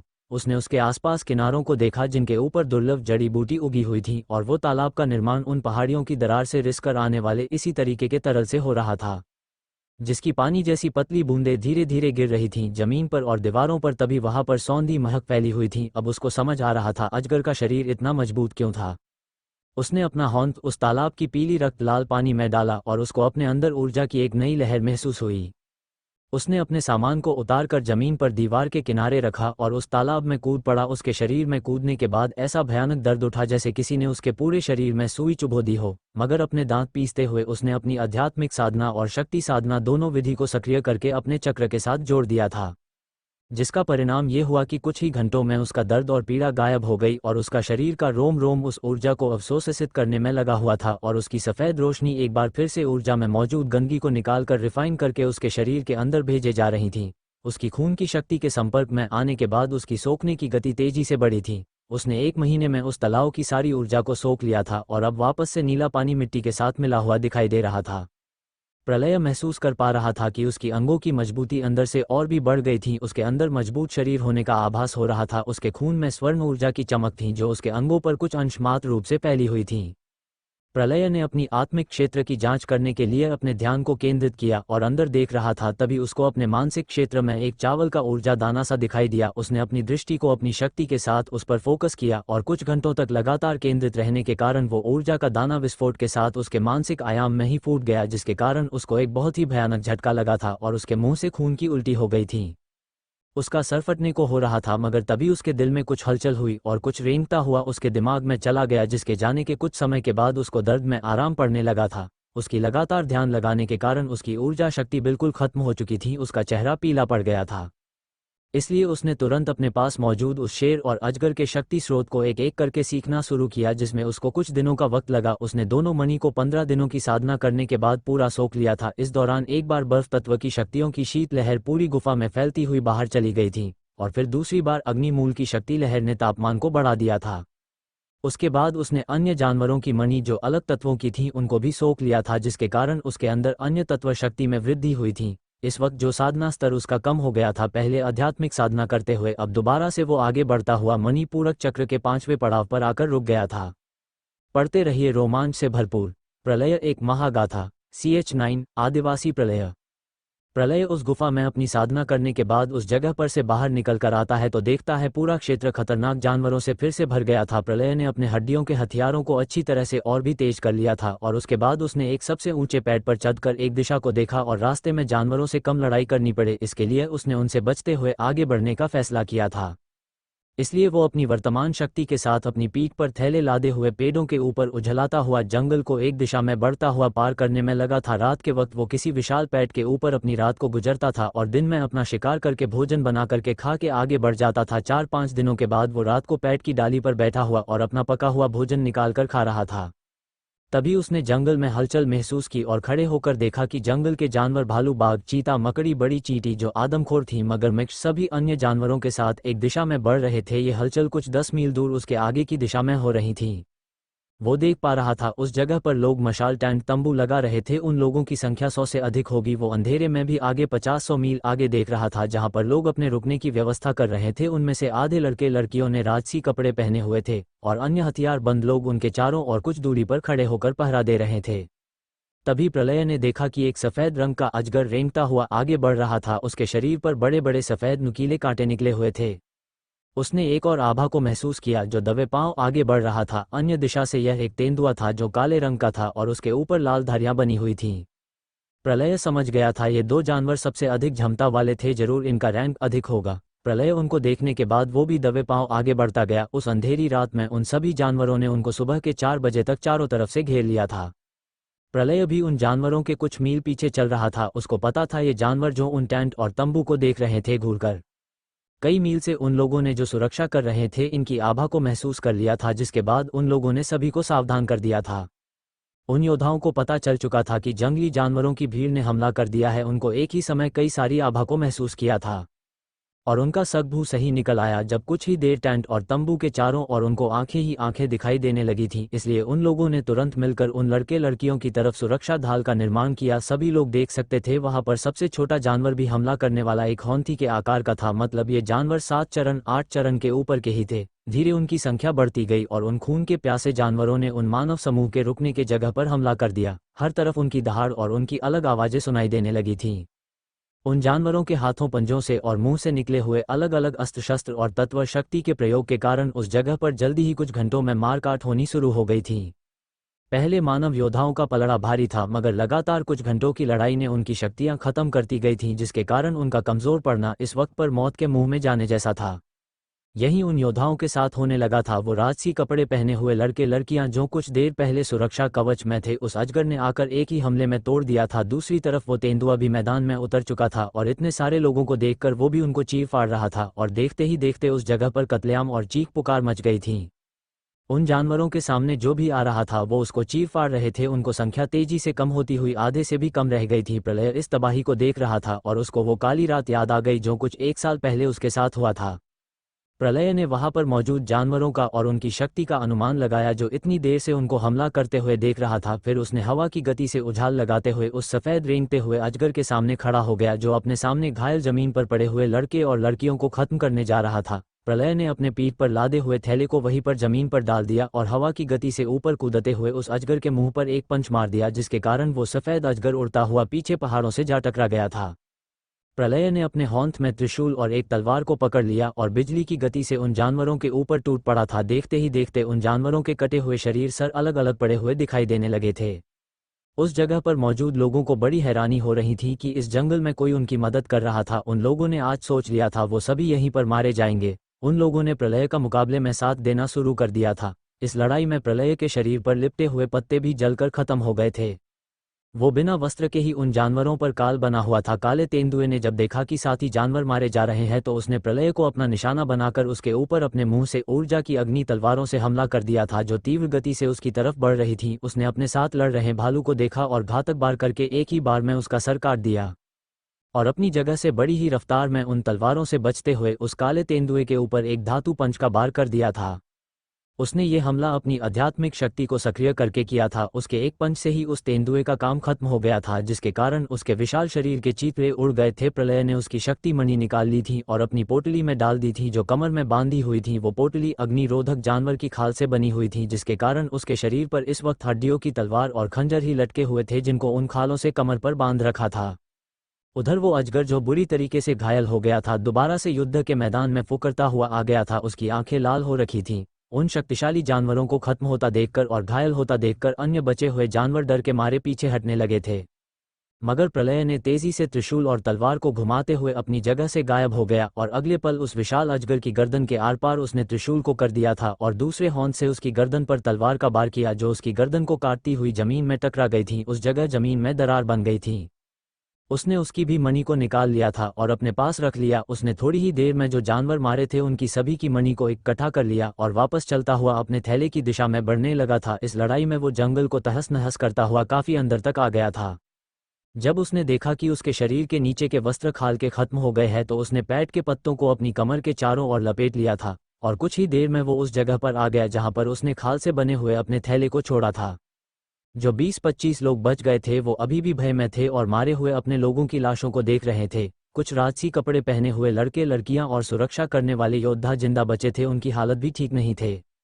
प्रलय वापस आकर दोबारा से अपना सामान उठाकर अपनी पीठ पर लाद लेता है। उसका 8-10 फुट का लंबा शरीर मजबूत कदकाठी के साथ ऊपर से बिना कपड़ों के था। उसकी वेशभूषा बता रही थी कि वो जंगल में रहने वाला लड़का था। उन लोगों को ऐसा लग रहा था। मगर अपना सामान बांधने के बाद उसने उन लोगों को बोला, क्या तुम बता सकते हो इस जंगल से बाहर जाने का रास्ता किस तरफ है? मैं यहाँ पर पिछले 2 साल से फंसा हुआ हूँ और अपने आप को जिंदा रखने में कामयाब रहा हूँ। और मेरी बात मानो तो अंदर जाने का अपना इरादा बदल दो, अंदर और भी भयानक जानवर मौजूद है। वो लोग उस जवान लड़के को ही देख रहे थे। उसकी बात को सुनकर उन लोगों का ध्यान टूटा और उनमें से एक आदमी, जिसकी उम्र 30-35 साल की होगी, उसकी तरफ देखते हुए आदर के साथ कहा, हम लोग सिंह साम्राज्य से है। ये राजकुमार भानुदेव और यह राजकुमारी इंदुमती है। तुमने हमारे ऊपर बहुत बड़ा उपकार किया है, हमारी जान को बचाकर। फिर उसने कहा कि यह है राजकुमार चंद्रकांत और यह है इनकी बहन नैना। ये लोग गरुड़ राज्य से है। हम लोग इस सुंदर वन में शिकार करने आए थे और जो लोग आप देख रहे हो वो है इनके अंगरक्षक। वो सभी प्रलय को ही देख रहे थे। उस आदमी ने अपना परिचय देते हुए कहा, मैं हूं सिंह साम्राज्य का सुरक्षा अधिकारियों में से एक और मेरा नाम है काल भैरव।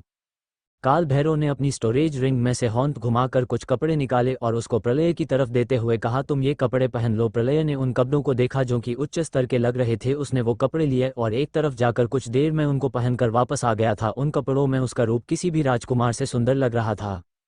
धीरे धीरे करके वो लोग उसके साथ दोस्ताना हो गए थे। प्रलय को एक जोड़ी कपड़े कई साल बाद पहनने को मिल रहे थे। काल भैरव ने उसके हाथों में पहनी हुई भंडारण अंगूठी देख ली थी, जो किसी उच्चतम स्तर की लग रही थी। उस लड़के के हाथ में 2 अंगूठी एक साथ हैरानी करने वाला था।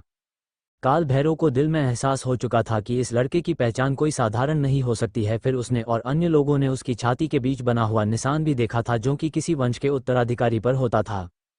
प्रलय ने उन लोगों को कहा कि अभी कोई जानवर वापस नहीं आएगा, इसलिए आप लोग अपने लोगों का अंतिम संस्कार यही कर दो, वरना जंगल के जानवर इनके शरीर को फाड़ कर खा जाएंगे।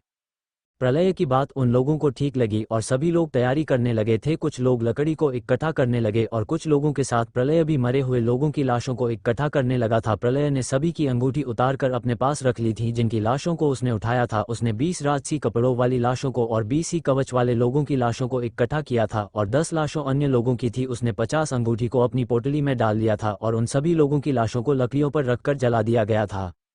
उसके बाद प्रलय ने काल भैरव से भंडारण अंगूठी के बारे में पूछा, कैसे प्रयोग किया जाता है। काल भैरव ने उसको बताया कैसे किसी वस्तु चीज आदि का प्रयोग करने के लिए इनका प्रयोग किया जाता है। वो लोग बातों बातों में रात गुजार दी थी, जिसके बाद प्रलय ने काल भैरव के बताए अनुसार एक अंगूठी में अपनी आध्यात्मिक शक्ति को डाला और उसके अंदर देखा तो वो देखा कर हैरान रह गया। उसके अंदर कितनी जगह थी, उसने काफी जानकारी काल भैरव से मिल गई थी। इसलिए उसने जब कुछ वक्त एकांत का मिला तो उसने अपने हौंद की गुलाबी और पीली अंगूठी के अंदर अपनी शक्ति को डालकर देखा तो हैरान रह गया था। फिर उसने उन दोनों अंगूठी पर अपनी खून की एक एक बूंद डाली और उनके ऊपर उसकी आत्मा सील की छाप पड़ गई थी। उसके अंदर कुछ ऐसा देखा था जिसके कारण उसने तुरंत उसको अपनी छाप लगाकर सील कर दिया था। उसके बाद उसने अपने हाथों में सभी को चेक करने के बाद जिनमें सबसे ज्यादा जगह थी उनको पहन लिया और उनकी छाप को हटाकर खुद की छाप डाल दी थी और फिर सभी सामान को उसने अपनी दोनों हाथों में पहनी हुई अंगूठी के अंदर रख लिया था। प्रलय ने उसके पास जो अंगूठी थी उनमें जानवरों की लाशों और शरीर को भर लिया था। उसने हजारों जानवरों को मार डाला था। काल भैरव से जो विधि उसने सीखी थी उसको सीखकर वो बहुत खुश था। उसने सभी को अपने पास रखने के बाद अपने हथियार और शक्ति मणि को अलग एक अंगूठी में रख लिया था। जहां पर राजकुमार भानुदेव और राजकुमारी इंदुमती को पहले वो आदिवासी लग रहा था, मगर वो भी समझ चुके थे कुछ खास पहचान का मालिक है और जरूर रहस्यमयी शक्तियों का भी जानता है, वरना इस भयानक जंगल में इतने समय तक जीवित रहना संभव ही नहीं है। ऐसा ही कुछ विचार राजकुमार चंद्रकांत और उसकी बहन नैना के दिमाग में चल रहा था। वो लोग भी योद्धा थे, मगर उन सभी को उसकी आभा और कुछ अजीब लग रहा था जो उन लोगों की समझ से बाहर था। पढ़ते रहिए रोमांच से भरपूर। प्रलय एक महागाथा। CH10 कौशल तकनीकों की चोरी। वो लोग आपस में बैठे हुए बात करते हुए उनको सुबह हो गई थी। सुबह प्रलय ने एक पैड पर चढ़कर चारों तरफ देखा और कहा कि यहाँ से कुछ दूरी पर एक पानी का झरना है, सभी लोग नहा धोकर फ्रेश हो लो। फिर उसने कुछ लोगों को हिरन और खरगोश की दिशा बताकर उनको शिकार करके लाने को कहा और कुछ घंटों में वो लोग पका हुआ मीट खा रहे थे जिसको प्रलय ने पकाया था। उसने उसमें अपने हाथों से बटी हुई जड़ी बूटी मसालों की जगह प्रयोग की थी। वो मीट शरीर को गर्मी और ऊर्जा प्रदान कर रहा था। शायद यह उन जड़ी बूटी का ही कमाल था जो उसने प्रयोग करी थी। प्रलय नहाने के बाद कपड़े पहने हुए सुंदर लग रहा था। उसका मजबूत शरीर किसी पर्वत को अपनी मुट्ठी से कुचलने में सक्षम था। अभी तक प्रलय ने उनको अपने बारे में काफी कुछ बता दिया था। बातों बातों राजकुमार चंद्रकांत ने उसको 2 साल पहले हुए हादसे के बारे में उसको बताया जो सुंदरबन में हुआ था। उसकी पूरी बात सुनने के बाद प्रलय को भी बड़ा आश्चर्य हुआ कि इतने लोग मारे गए थे उस रात को। चंद्रकांत को जो भी पता था वो शांति से बड़े ध्यान से सुन रहा था। सबने गौर किया था उसके चेहरे पर आते जाते भावों को। उसकी आंखें उदास हो गई थी। प्रलय समझ गया था सभी लोग उसको मरा हुआ समझ चुके थे। उसके चेहरे पर उदासी के साथ उसकी आंखों के कोने में आंसू झलक आए थे। उसके मुंह से बस इतना ही निकल पाया था, बड़ी मुश्किल से, बाबा मैं जिंदा हूं। उसने अपने जज्बात को काबू करते हुए अपने आंसू को पोंछ लिया था, जो कि उसने बड़ी सफाई से किया था, मगर कुछ अनुभवी आंखों से कोई भी हरकत नहीं छुपी हुई थी। गोमती नगर की घटना के बाद गरुड़ राज्य की चर्चा शुरू हो गई। इसी तरह बातचीत करते हुए वो लोग जंगल पार करते हुए लगभग बाहर आ चुके थे। शाम हो चुकी थी, इसलिए उन लोगों ने सुंदरबन के किनारे बह रही अमृत सरिता नदी के तट पर अपना डेरा डाल दिया था। वो विशालकाय नदी दूध जैसे उफान के साथ तीव्र गति से बह रही थी। उसकी लहरें जब पत्थरों से टकराती थी तो सफेद फैन छोड़ देती थी। अन्य लोगों ने रुकने के लिए इंतजाम कर लिया था। इस समय प्रलय नदी किनारे एक बड़ी चट्टान पर बैठा हुआ था। इस समय उसकी आंखें पीली और सफेद होकर चमक रही थीं, जिसके कारण उसके शरीर के चारों ओर सुनहरी सफेद रोशनी की परत जम गई थी। जब उसको अपने शरीर से शक्ति निकलने का एहसास हुआ तो उसने उनको काबू किया और कुछ गहरी सांस खींची, जिससे वो फिर सामान्य हो गया। कुछ घंटों तक उस चट्टान पर बैठने के बाद वो वापस उन लोगों के पास टेंट में आ गया था। इस समय वो आराम से एक टेंट में लेटा हुआ था जिसका बिस्तर नर्म था। वो लेटे लेटे ही उसकी आंख लग गई और वो सो गया।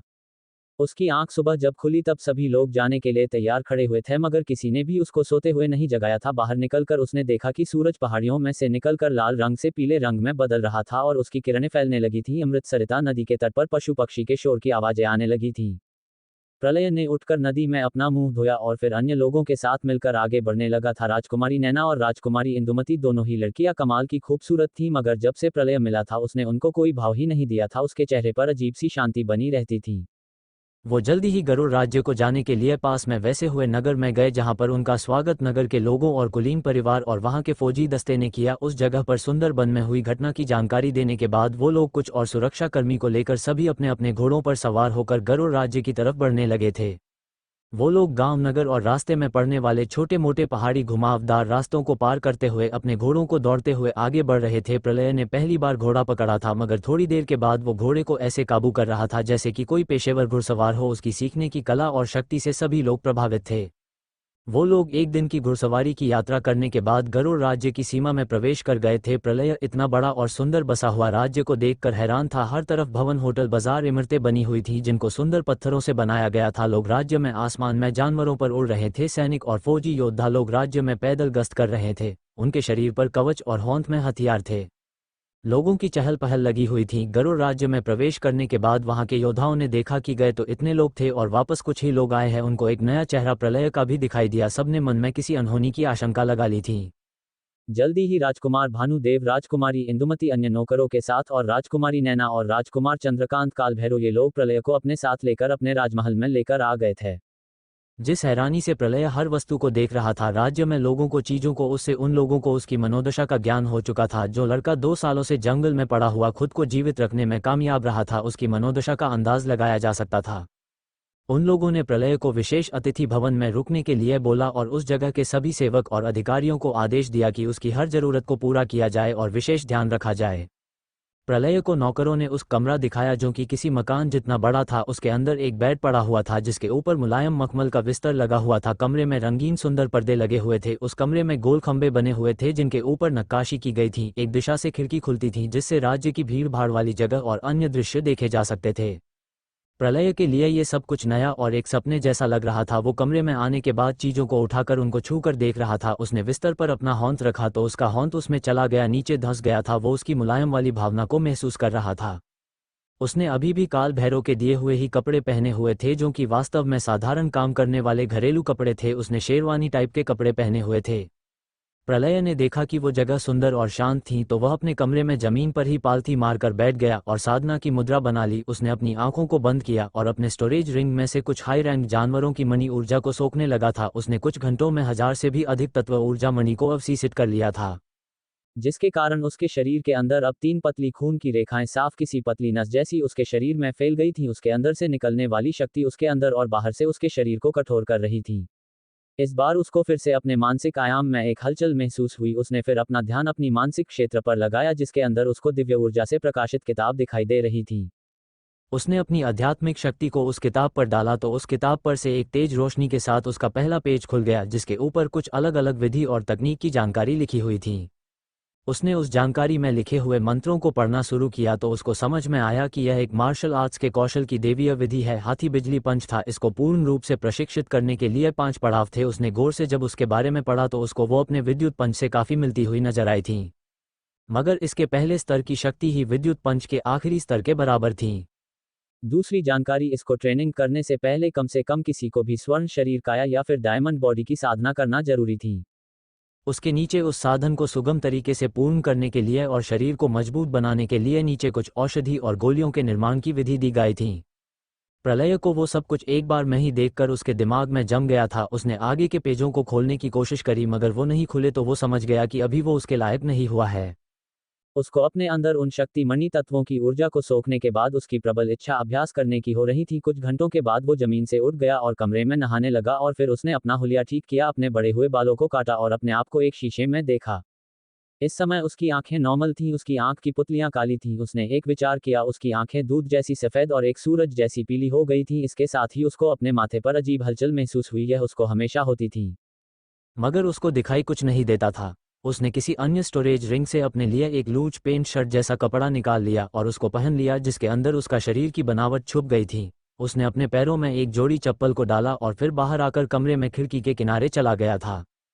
वो किनारे पर जाकर ये देखकर हैरान रह गया था कि उस जगह से लोगों में अफरा तफरी मची हुई थी। उसे इसका कारण समझ में नहीं आ रहा था। इधर कुछ देर में उसको लेने के लिए राजकुमारी नैना और राजकुमार चंद्रकांत आ गए थे। वो उनके साथ जाने लगा और जल्दी ही एक विशालकाय राजमहल के हॉल में आ गया जहां पर लोगों की भीड़ लगी हुई थी। सबसे ऊंचे सिंहासन पर महाराज और महारानी बैठे हुए थे और नीचे के सिंहासन पर राजकुमार भानुदेव और राजकुमारी इंदुमती बैठी हुई थी और जगह खाली थी। काल भैरव और उनके लोग भी उन दोनों के पास खड़े हुए थे। उनके पीछे राजकुमार चंद्रकांत प्रलय को लेकर आया और उसको एक जगह पर बैठने का इशारा किया और फिर दोनों भाई बहन भी बैठ गए थे। प्रलय के आने के बाद सबकी नज़र उसके ऊपर टिक गई थी। जिन परिवार के लोगों के बच्चे जीवित बचे हुए थे वो एक एक करके अपना परिचय आकर प्रलय को देने लगे और शुक्रिया किया और उसके बदले में उसको अपने अपने परिवार का खास टोकन देने लगे। साथ ही में एक एक स्टोरेज रिंग भी उन लोगों ने उसको आभार के रूप में दी और भविष्य में किसी भी बुरे वक्त में साथ देने का वादा भी किया था। वो उस राजदरबार का माहौल ऐसे ही गमगीन माहौल में चलता हुआ कुछ घंटों में खत्म हो चुका था। महाराज और महारानी ने भी सबके सामने उसके विशेष अतिथि का दर्जा दिया था। आखिर में उनके लड़के और लड़की की जान उस नौजवान लड़के के कारण ही बच पाई थी, इसलिए उन्होंने भी उसका आभार व्यक्त किया और एक एक दोनों ने स्वर्ण और चांदी की अंगूठी उसको भेंट में दी।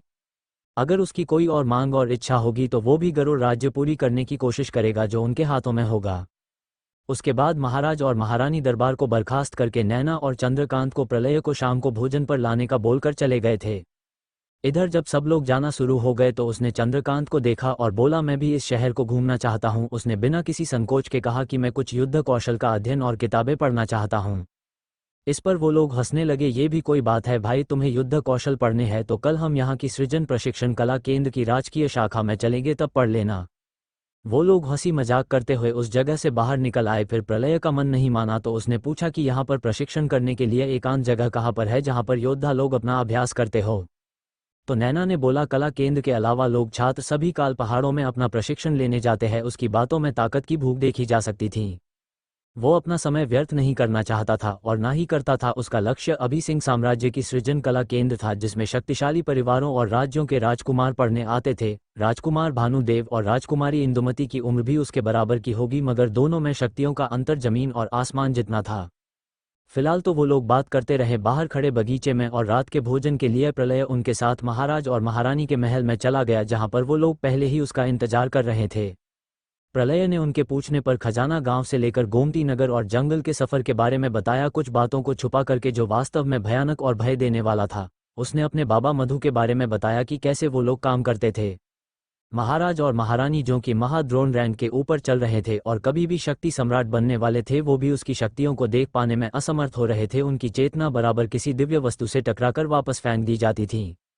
इधर प्रलय भानुदेव और चंद्रकांत के साथ खाने में और बातें करने में लगा हुआ था। इधर राजकुमारी इंदुमती और नैना दोनों ही लड़कियां उन लोगों को देखे जा रही थी बात करते हुए। आखिर में चंद्रकांत ने कल कला केंद्र में जाने की और कुछ युद्ध कौशल और किताबें पढ़ने की बात अपने माता पिता को बोल दी। फिर उनके माता पिता ने अपने हौंथ में एक पत्थर लेकर उस पर संदेश लिखकर भेज दिया और उनको बोला, तुम सब लोग कल चले जाना, आज रात विश्राम करो। उसके बाद वो लोग अपना खाना खत्म करके चले गए और वो लोग भी भोजन खत्म करने के बाद अपने अपने कमरों की तरफ निकल गए।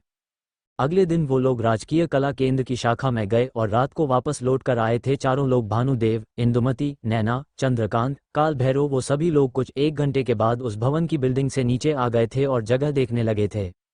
जबकि प्रलय अकेला ही उस किताबों के कई मंजिला कमरों में अकेला रह गया था। वो रात को उस भवन को छोड़कर बाहर निकल कर आया था।